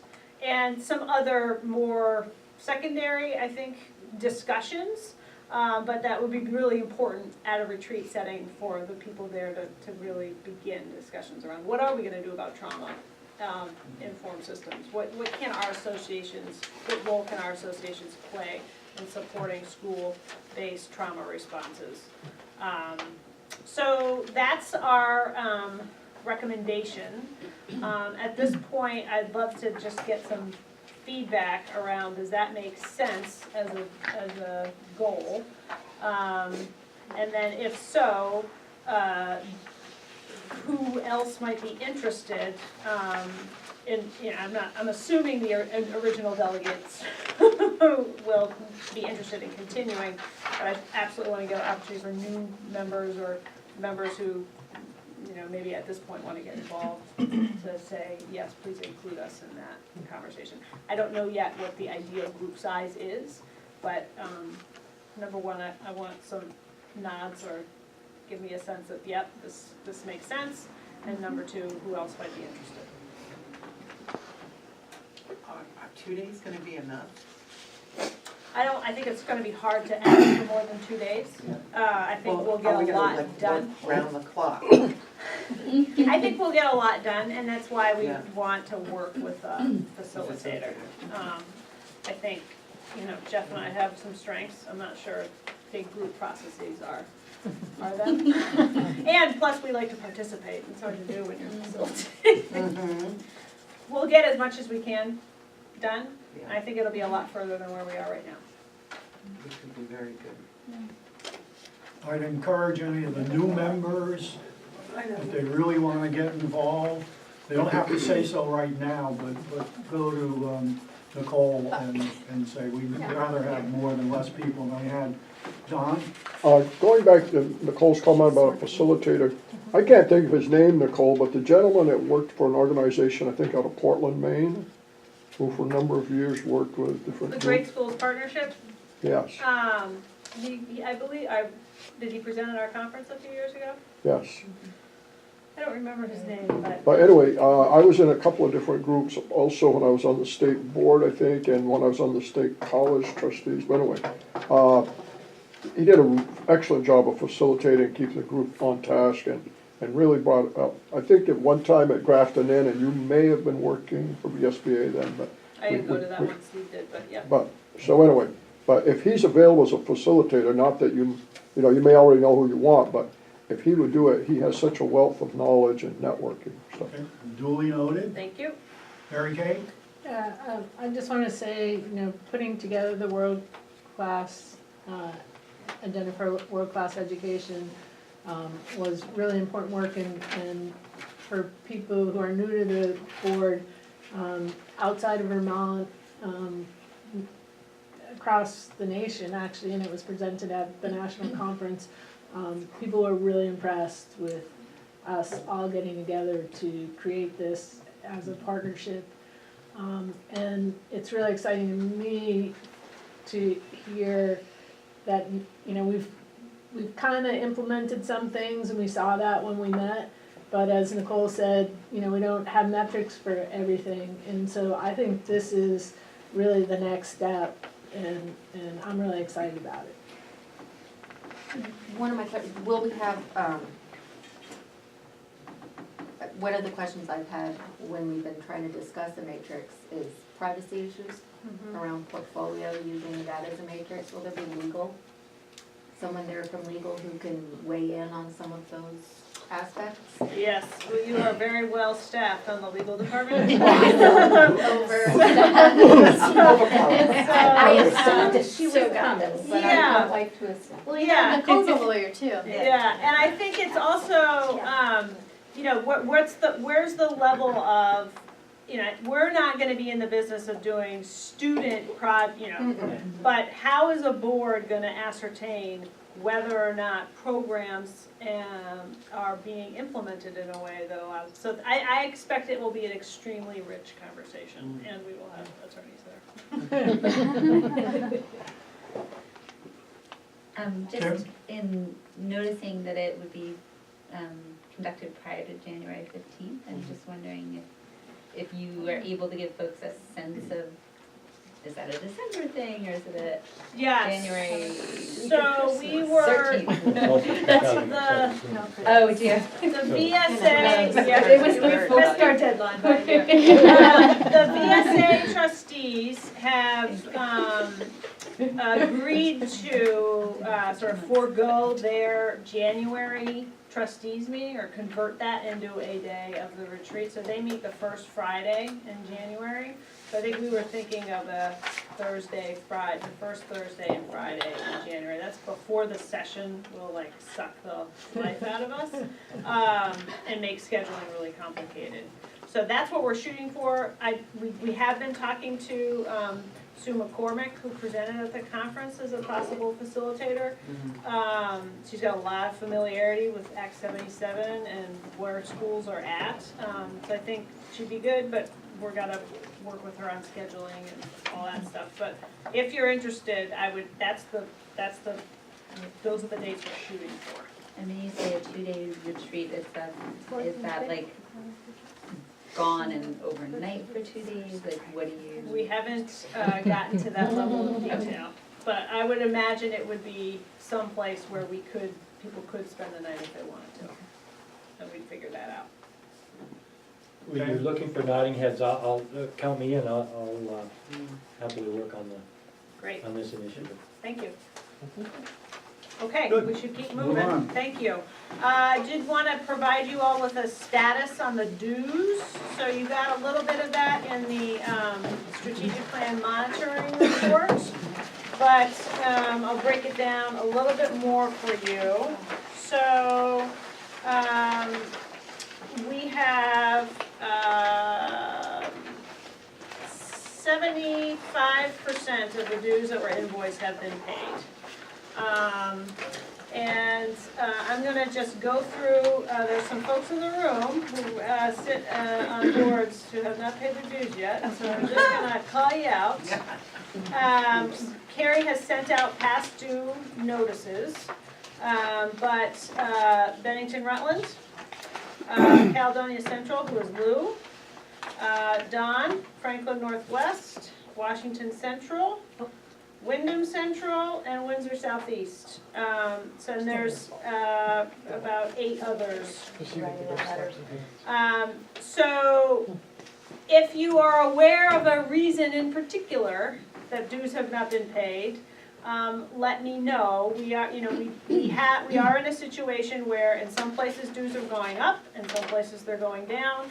If folks have concerns, and it's not unusual, it's not unusual to have some boards that have not paid by this point in the year. But we are also in this period of transition where it's really important that we have a handle on who's gonna pay dues and who's not. I've only been informed by one board that they are not going to pay dues this year, and that is the Washington South Supervisory Union. They decided not to pay dues because they are splitting up, as they're no longer going to be an SU in July. So they felt like, given all the other priorities they have and costs they have, that their interests are well represented by the other, basically disappearing into different other SUs. But that's the only one I've heard directly from. So please talk to me if you are aware of anything. My next step after the past due invoices go out is to just make phone calls to superintendents and make sure there are no issues. I've heard Franklin Northwest has agreed. Sometimes it's just a delay. We have a new business manager, and then our retiring business manager, unretired, has come back. I can tell you that just on some reimbursements of others. So I don't think there's any reason other than probably who's going to. Just making its way through the process. Making its way through the process. Yeah. Melanie? My question was, when are they due? They were due at the end of October, so they went out in September. September 1st. September 1st. Yeah, I wonder if we've even had a BRSU meeting since then. I don't feel like we have. Okay. So I don't think we're right. No, I'm on my calendar. So a lot of times, you are budgeting, the act of budgeting for the dues provides the boards, I don't know what the practice is. Some boards may talk about, even though we've already budgeted for dues, are we gonna pay dues? And that's fine. And then others, I know business officers, or business offices say, it's in the budget, I get the invoice, I pay the invoice.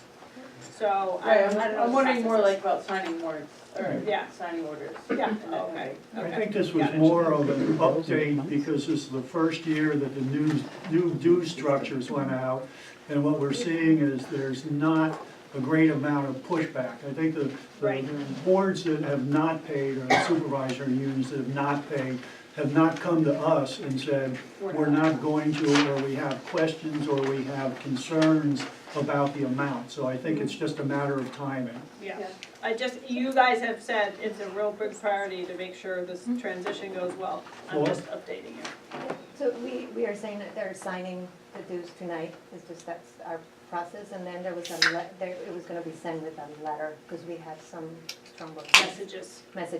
So Good. that was, to make So sure it's that coming. it was more, yeah, but they're willing to do more communication, which is Great. exciting. That's very good. So it's gonna be accompanied by a letter, and that letter is being signed tonight. Okay. That is a Good, good. I will say some of the loudest detractors were among the first to pay their dues. It's hard to make sense of some of it sometimes, but I just wanted to make sure you had an update. We are also working on letters to send to business managers and superintendents again for the coming year. again, remember last year we gave folks a range, we're gonna do that again this year, because as the transition is happening, there's still a lot of moving pieces. Like, for example, we're gonna have 3 fewer SUs next year, so how that all fits into the mix is going to be fun. But we wanna make sure we're, again, as people are building budgets, they have good information. Policy update. I am your representative on both the Health Benefits Commission and the Independent Schools Commission. I'm not gonna get into a ton of detail in the interest of time. I did send you some links to those committee pages, so if you really wanna know the different testimony that's been offered, you can go there. The Health Benefits Commission has requested an extension. We're supposed to have a report by November 15th. There's no way we're gonna meet that deadline. So they've asked for a 1-month extension. I expect 2 to 3 more meetings. School boards were well represented by Neil, and Neil was grilled like you wouldn't believe by the AFSCME rep on the commission. But Neil and Jim Rodemacher, who is from Rutland Northeast, provided the school board perspective to the commission, which was very helpful. The Superintendent's Association presented some analysis of current settlements that show that most teachers, with the exception of one district, are financially better off as a result of the health insurance payments in terms of their being more than kept whole during the transition, and that there's a tremendous amount of variability in the settlements. It's not clear where the leadership is going to come from to bring this to a conclusion that has anything other than some pros and cons. I know the administration is really hoping that it delivers more than that, but I have yet to see some real leadership, frankly, on that commission, because, so we'll see what happens. Anybody have any questions about that? Who are the members of that commission, Nicole? There is a member appointed by the House who is a teacher from Rivendell. Her name's Barbara. I don't remember her last name. There is a UNISERV rep who's representing the Vermont NEA, Suzanne Durmeyer. There is myself and John Pandolfo, who's representing the Superintendent's Association. He's a superintendent in Barry. There is a member appointed by the Senate, George Cross, who is a former representative who's in the House. And he's still not clear why he was picked. But he actually seems to be supportive of a statewide benefit because he thinks it'll lead to single payer. Then there's the tax commissioner, the commissioner for the Department of Financial Regulation, and the chair, who is David Provo, who is the CFO of Middlebury College. I said John. Thank you. Nicole, who was it you said grilled meal? Oh, Dave Van Duzen. I didn't get everybody. Ask me. What is that? David Van Duzen. Yeah, well, Ask me. They are a union that represents support staff in some larger districts. Okay. Burlington, Rutland, Barry. Okay, Independent School Commission. This board, I just want to remind you, in September, gave me some marching orders not to negotiate beyond the testimony that was submitted. So last week's, I've had 2 meetings since you last met in September. Last week, we had a meeting where the independent schools presented their special ed plan, which essentially is totally unworkable, and I'm not gonna get into the details because I'll consume a lot of time.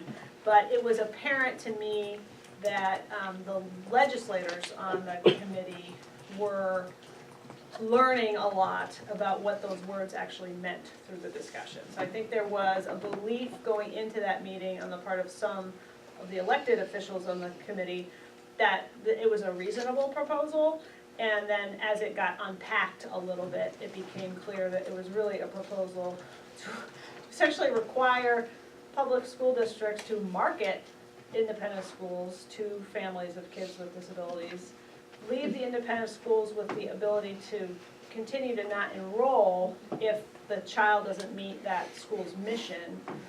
If they agree to enroll a child, the public school would be responsible for, the LEA would be responsible for providing all staff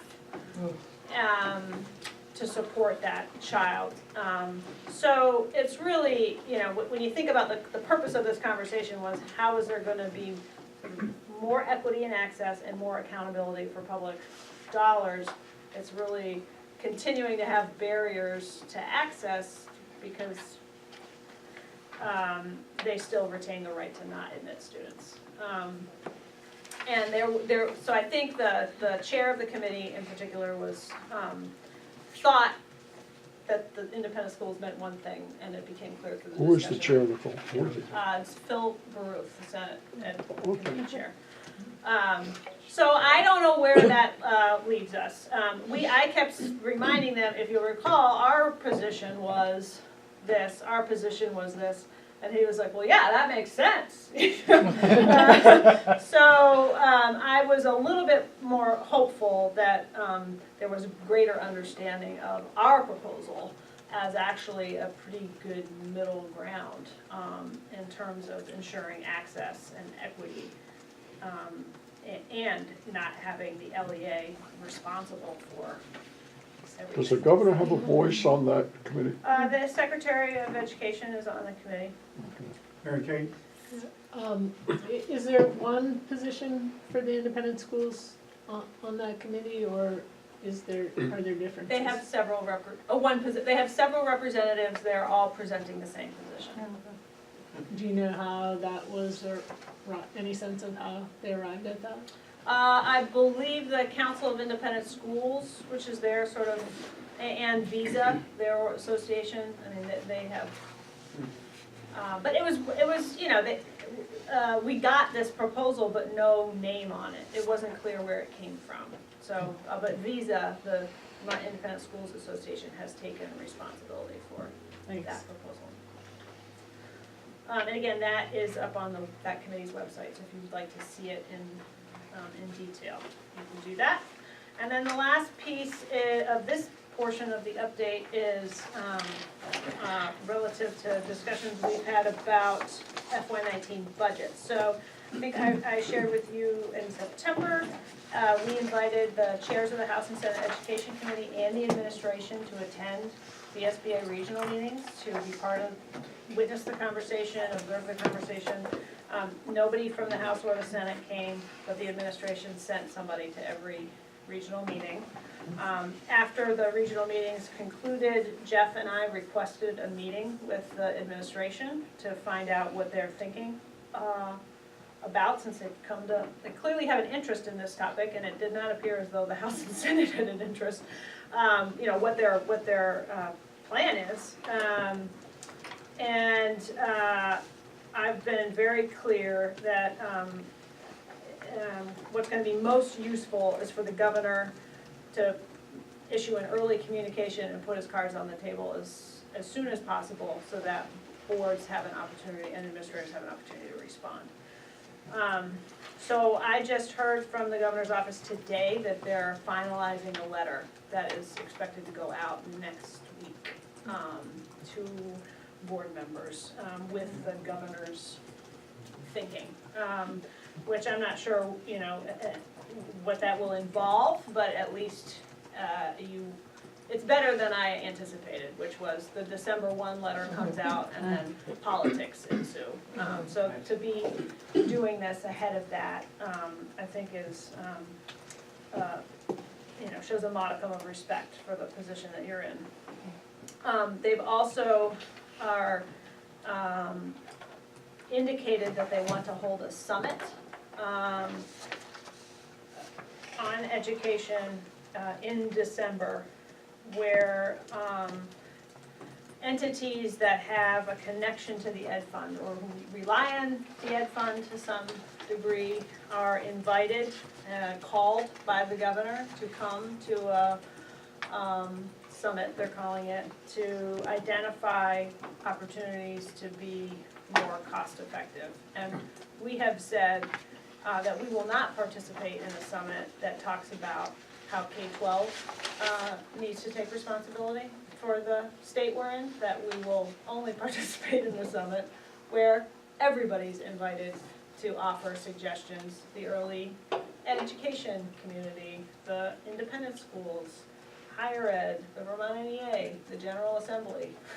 I will refuse to take responsibility for this problem. We will be at the table. We now have resolutions that offer some suggestions, but that a summit really needs to ask everyone to be willing to think differently about how they operate. Certainly school boards have been doing that for a few years now. So I suspect that we'll get some more information about that. I don't think it will be a huge conference or gathering. I think there will be targeted invitations, and that I may be invited to bring a couple of school board members.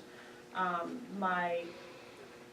think we need to have the president of the association go, but want to get your take on whether, depending on how many slots we have, if we have more than two, should we invite members of this board to go, in which case we'll send a communication out about that, or should we be looking for people outside of the board to participate? Do you have any thoughts about that? I definitely think it should be somebody from this board, to be honest with you. Okay, so what I'll do, assuming they're gonna do a summit, I'll let you all know what that looks like and how many slots we have, and then we can discuss where to go from there. But I expect it'll be before the next meeting. Not necessarily that the summit will be before the next meeting, but that I'll need to respond with who's going before the next meeting. Your read on it, would you, if we had somebody that wasn't on the board, do you think, my concern would be that if it was somebody from this board, then it would be a united front and they could pigeonhole, well, this is VSBA pushing their agenda, et cetera. So if we had somebody outside of the board, do you think it'd be viewed any differently, or the opinion of a school board member that wasn't specifically on this would bring any more validity to what we have to say? Yeah, I think it really depends on how many. I think if it's more than 2 or 3, then I think we ought to consider inviting folks who are not on the board, because I think it does send a signal that, one of the criticisms is that this is a very insular group. And so that we wouldn't be operating in that way. If it was, look, there's an opportunity to represent school boards, we're gonna obviously send some members of the board, but we're also going to be looking to identify, maybe folks who've been really engaged in this conversation. I don't have anybody in mind. I just wanted to put that out there, that need to be thinking about if there are opportunities for school board members to get involved in these types of conversations. Is it only members of this board, or are we gonna be thinking a little bit more broadly? The reason I responded the way I did, and once you're in politics, it's hard to get out of politics. But I know as a sitting senator and then chairing a committee, that if you want to hear from VSBA, you want to hear from the people who are committed, who volunteer their time, and have been selected by somebody, hopefully their peers, to represent them. I think that's more powerful. I mean, all of us got here because somebody in some region thought we would be a good voice. Maybe they just wanted to get us out of town, but I think, but you're kind of chosen by your peers as somebody who has some skill at the next level, and you're volunteering your time. So to me, that had more significance than you just pulling somebody out who may have been a friend, or maybe it was somebody that had an opposing opinion. But that's just why I said. You've got the message now, right? Yes. Okay, I think we need to move on. It's a different message. I just need to make sure that the rural parts of the state are represented at this summit, because we do not have the same kind of economic engine, and we don't have the same kind of opportunities to grow a business or to grow our tax base. So I think it's really important that this not be west of Montpelier Summit. It needs to Right. be at some of the other schools. So I don't control the invitation list, but that is a very important point as we No, I think think she's about our talking about delegation. for our Yeah. delegation. For our delegation, Yeah. because we can't expect them to send it. Right, right, Let's thank you. move on, please. So, Kim, I'm gonna turn it to Kim just to give you guys a quick update on the financial report. For those of you who are at the annual meeting, there was a little bit of a snafu. And if you were at the annual meeting, you received an email explaining it and providing you with updated information. For those of you who weren't at the annual meeting, You missed a good you time. missed a really good time. No, it's not. All right, so we had a situation where the math did not work, and then Mary Kate, our math expert, got her calculator out to figure out why the math wasn't working, just in the spreadsheet. So if you weren't at the annual meeting, that's sort of the quick and dirty. The reports did not add up. So where they are produced out of a system that should certainly add up, it didn't. And we couldn't figure it out. So we needed to go back to it and figure out what had happened. What had happened was that Carrie had collapsed the grant information and captured it as a total, but it was hidden, but still adding for two categories. So that Carrie's So the grants were double counted. Yes. was able to figure it out. Because of the numbers that we give at that level are summarized. Yep. So in the spreadsheet where it came out of QuickBooks, it broke down the grants, so I tallied them up and hid the grants and forgot that they were still gonna be included on the summary at the bottom. And then we had a situation as well where the net income on the profit and loss was not coming in the same as it was flowing into the balance sheet. And we thought that that was perhaps a matter of timing about when each was printed. That was not in fact the case. There had been an adjustment made that is reflecting an adjustment to income or asset under the partnership that owns this building.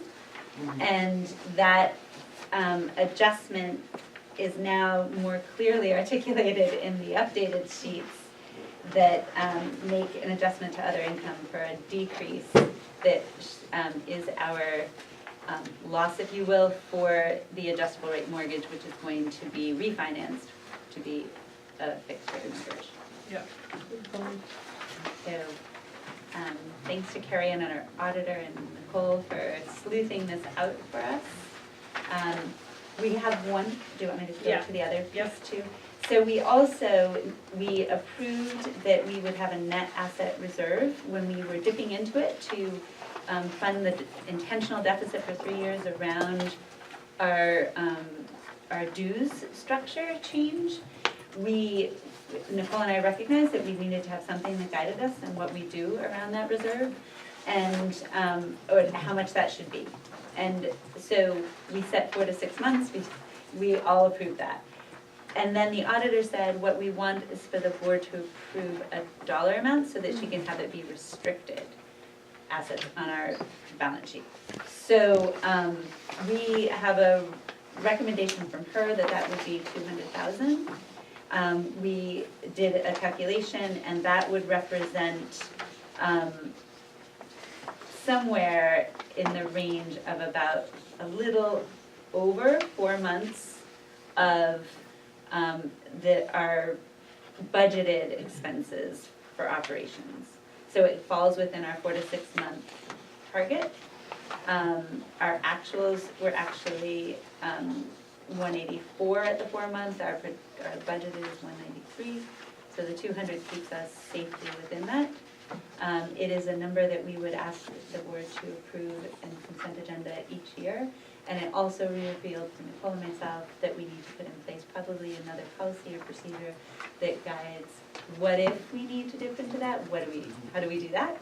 And I think we want to clearly articulate that this is part of our process and policy that each year we will be asking the board to approve the dollar figure that will be restricted. So I will accept the motion. Except it's gonna be It's gonna be in the consent consent agenda, I Why think. So, can't but we any do it right questions now? that anybody has around this, we are really Want sort your of. motion? Well, we Okay. just brought it up, so Okay. let's just, So, Yeah, are there any Accept the motion questions? right now. And can I Karen, did just say one I thing? miss anything? What you'll see in the future in our balance sheet, is the number that you vote on will be under, where it says now net assets unrestricted. Underneath that will be net assets restricted, and it'll be the difference between unrestricted and restricted, just so that we have that. And that's why we need an actual number as opposed to a range, because we have to put a number on the balance sheet. okay, a motion? I move, Stuart. Okay, I'll second it. we have a motion and a second. All Motion in- by Clarence, seconded by, Clarence, and your motion was, Celeste, to establish a net asset reserve amount of $200,000 For net asset reserve policy. for Do the we have a ensuing policy? year. yes. Yes, Say again? we do have a policy. Now, Kim, what, did you say 200,000? 200,000, yeah. Okay, all in favor of that motion signify by saying aye. Aye. Opposed? The ayes have it, that motion's passed. Thank you.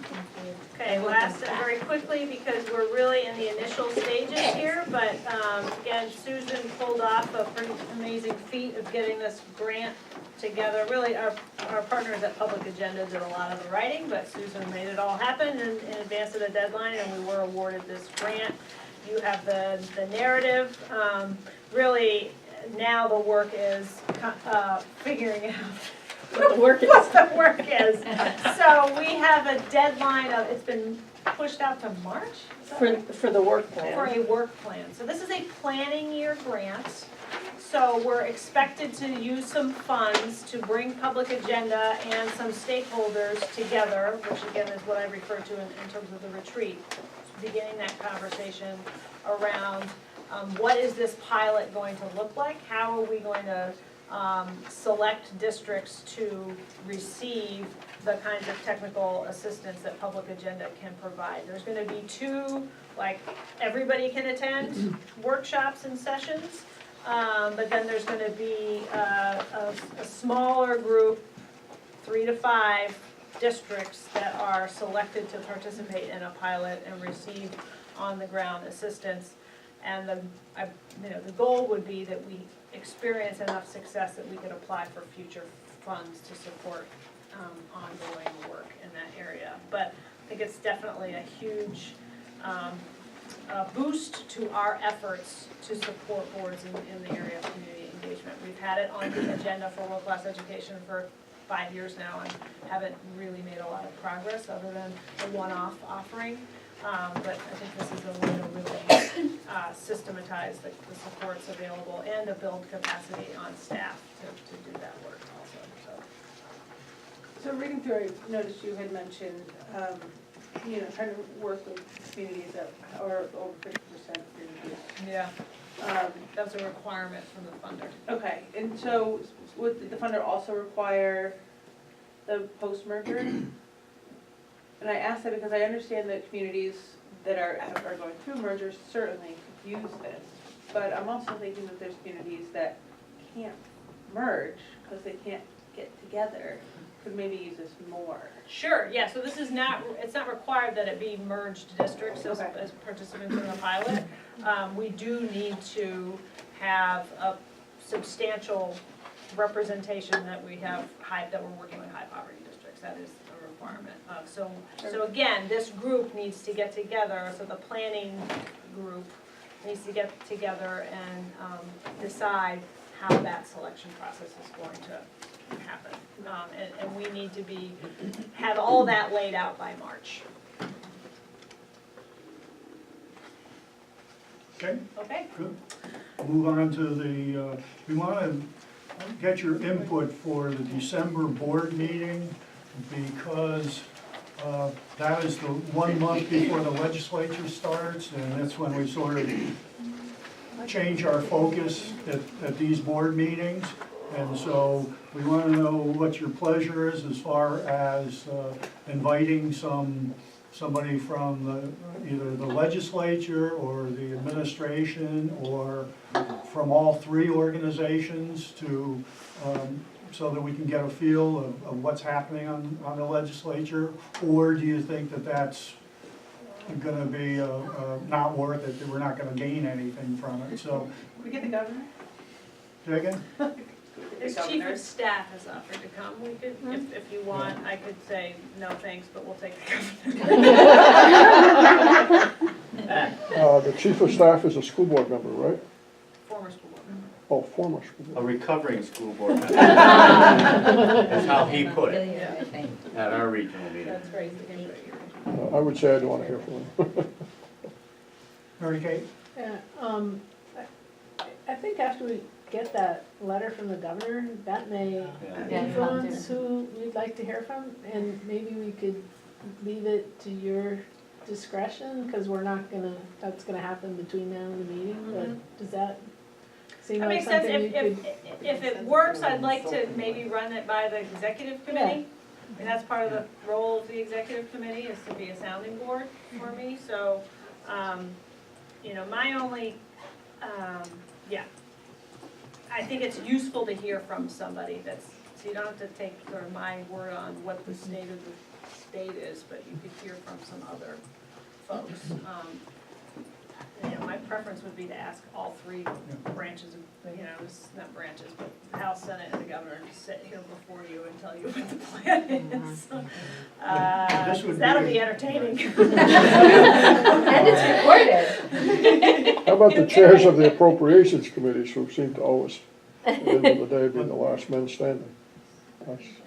This would be a great opportunity for outreach to your individual boards to say that we're meeting in December with representatives to discuss the upcoming legislative year and what are their concerns or what are their issues, so we can get a broad sense of appeal coming in to us. Include that in our. Yeah, you know, we're planning to invite some high-level representatives to our December meeting. What questions would you ask them, or what points would you like to see today?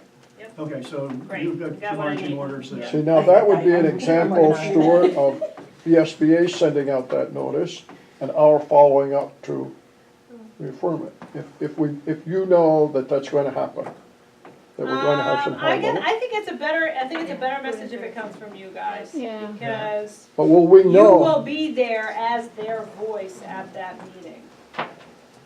But I don't want to send something out saying we're going to have some high-level executives and then have only one person show up here.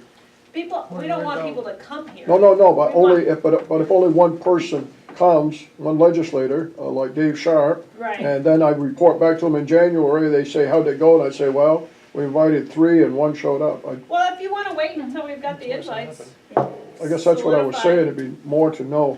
I can send you that information. I'm not That's gonna send it out to good. the That's okay. membership. I can send it That's to you. all right. Yeah, okay.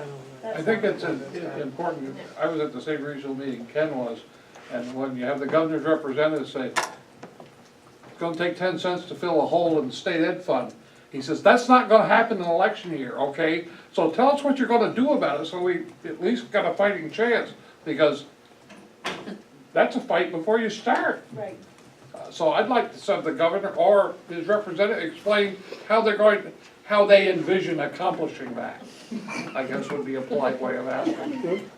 The only thing I would suggest, it feels as though the ed committees are far more familiar with the topics, and when we were trying to reach out to the leadership on the House and the Senate, I felt as though they had no idea what it was like to sit at a table and negotiate anything. Right. So my preference would be if we can, to get them to come and sit with So the if we're gonna governor. invite the governor, we'll invite the Yeah. speaker and the president pro tem. Got that? Sure. I definitely have that ability. Well, otherwise, of course, For the pizza. committees You're or gonna have appropriations, maybe appropriations, I don't know. Absolutely. Dominoes. High class. Thank you. You'll do a good job. Well, Absolutely, yeah. we always have somebody fun. Okay, the next agenda item is to appoint our Bennington representative to the board. That happens to be Laura Lee. What's her last name? Laura Lee. So I will accept the nomination. Okay. And is there a second for that? I'll second. Can I ask, when you make nomination, or when you make motions, to say your name, because I'm looking at the Melanie? computer?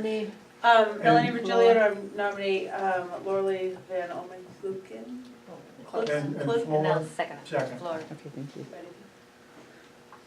Okay. Any discussion?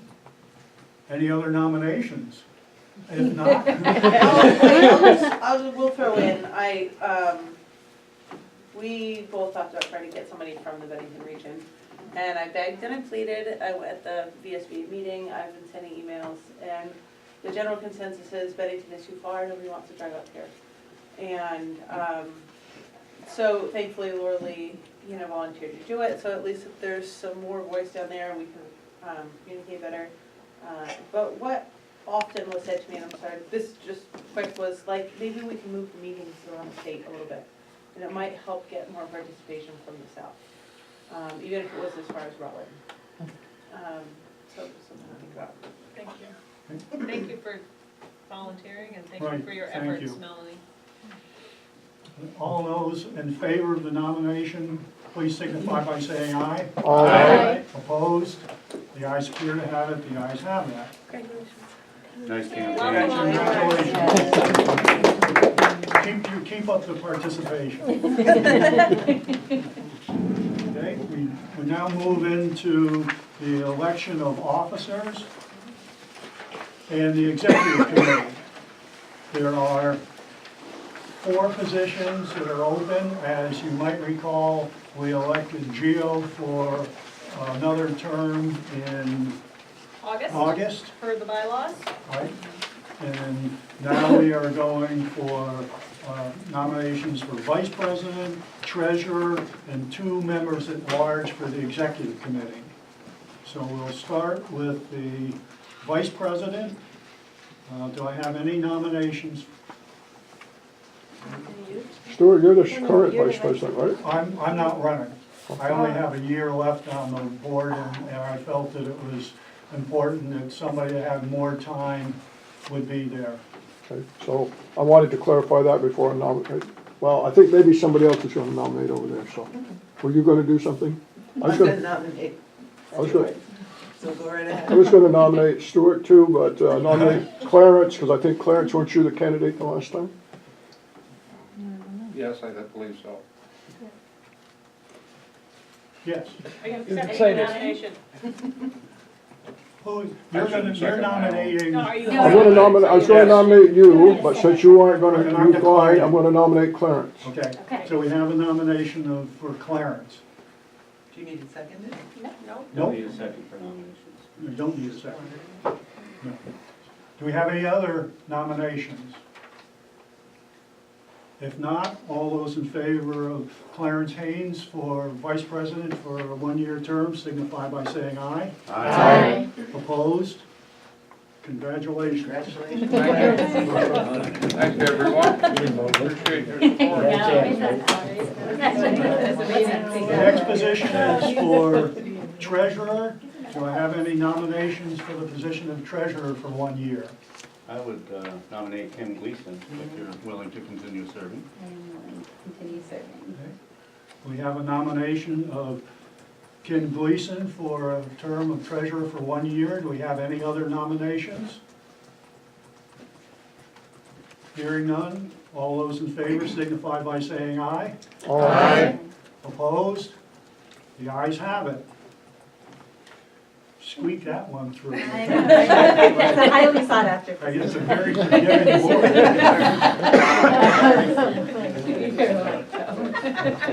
We're on a roll in the corner, I would say. We got a little bit more work to do. Nice That's right, try we got trying some to more things to fudge off I fake know, I numbers was on trying it. to It didn't mess help it at up all. and still. We have 2 at-large positions. Trying to figure out how the best way to handle this. We can either nominate 2 people or more. If there's only 2 nominations, and we're said if there's 3, then we can do a ballot for the top 2. So why don't we do it that way?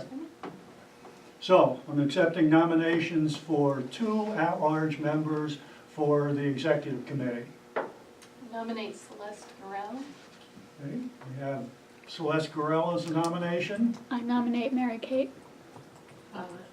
Yeah, like Stuart, this is my last year, thank you, Amy, but I'll decline. I'll nominate Neil Odell.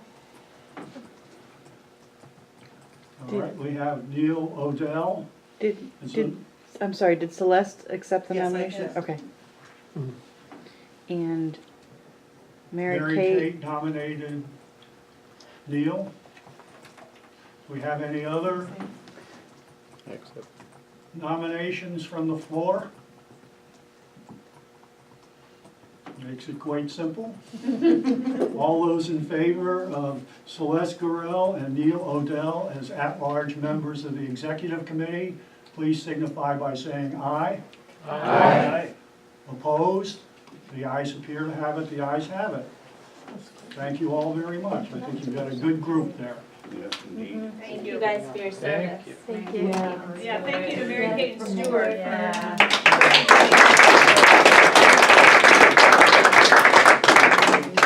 Next year, we're just gonna sit in the back and That's take right. pot shots at They're wadded up. They're coming for the third. Every other month. Kate and kids. Yeah, every, every other, exactly. everybody. Consent agenda is now down to 1 item, and that would be the approval of the September minutes. I'll accept the motion to approve the September minutes as written. I move to accept them as written. Celeste? Mary Clark, Kay, second. Amy? Amy had her hand up first. We have a motion and a second to approve the September minutes as written. All those in favor signify by saying aye. Aye. Opposed? The ayes have it, that motion's passed. Any new business to become before the board? To come before the board? Just for you new board members, this is typically we've already talked about the December meeting, but this new business line item is usually a good time to offer suggestions for agenda items for the coming month. I do have, I'm sorry. No, go ahead, Dan, go ahead. Just last night, the supervisory union to our east voted, all 4 towns were necessary members of a merger committee and they all voted no to it. So I would think there are gonna be some school board members looking for some assistance for where to go on this. I don't have any specific suggestions, but I would like to think that the VSBA would help them now. The people in the towns have made a very definitive statement about where they plan to go, and I think VSBA should be. I don't know, but next month there may be more to come on that, so, yeah, thanks for pointing that out. So what we could do is have some time on the agenda to provide just an overview of the Act 46 implementation project and sort of where we stand in terms of contracts and work that we're currently doing to support Act 46 Because the deadline's December 31st, Yep. so we should have a really good idea of the status of most of the mergers or non-mergers. Yep. It would be helpful. Our district last night, 4 towns voted. They don't want anything to do with merger. Neil, you have a, Yeah, so one of the things, so last year during the legislative session, when things got really interesting and it was crunch time, I had sent out an email to all senators and reps, and that was actually a very hard thing, a laborious process, to gather all of the emails and then to find out, at least for our district, we use Gmail for our service, and they cap it at, if you try to send it to 200 people, they tag it as spam. Oh. And so I then had to break it up into chunks of like 25. The whole process was laborious, and I'm wondering if there's a way that this organization, maybe through the use of another Google spreadsheet, so at least we could quickly copy and paste. But even beyond that, if there was a way that we could leverage the MailChimp functionality that we've got for the things that are now, and make it available to board members. You know, if you need to get a quick email out to, you know, one of the ed committees, or if you just happen to have to hit like everybody, it's a hard thing, you know, you want to be able to react quickly, and that was the opposite of quick. You have? I was just gonna suggest if there's more information regarding any momentum around ratios, because there's lack of clarity around what's defined as staff, you know, what central office folks are, just how SUs calculate that type of staffing differently than SDs do, and I think to the extent there's any clarity coming out of any movement around ratios, it would be, or There's even no to clarity. say Nobody there's knows no there's no clarity, but I clarity. certainly know our Yeah. business managers and our superintendents are struggling to verify the numbers that the state is suggesting, and we're identifying areas that are clearly not going to be able to be applied the same across the state. And what do we do about that from an advocacy standpoint, or recommend our members to? Laura Lee, you had? Yeah, I was just thinking about that Gmail thing. Mel was just going down through how many districts do we have down in the Bennington region, and it's inordinately high, so I'm sure we would run into that when we try to send out an email. Yes, 129 members For just your region. for just the region, Just the region. so that's not gonna go. Yeah, I mean, we can look into options. We need to be careful.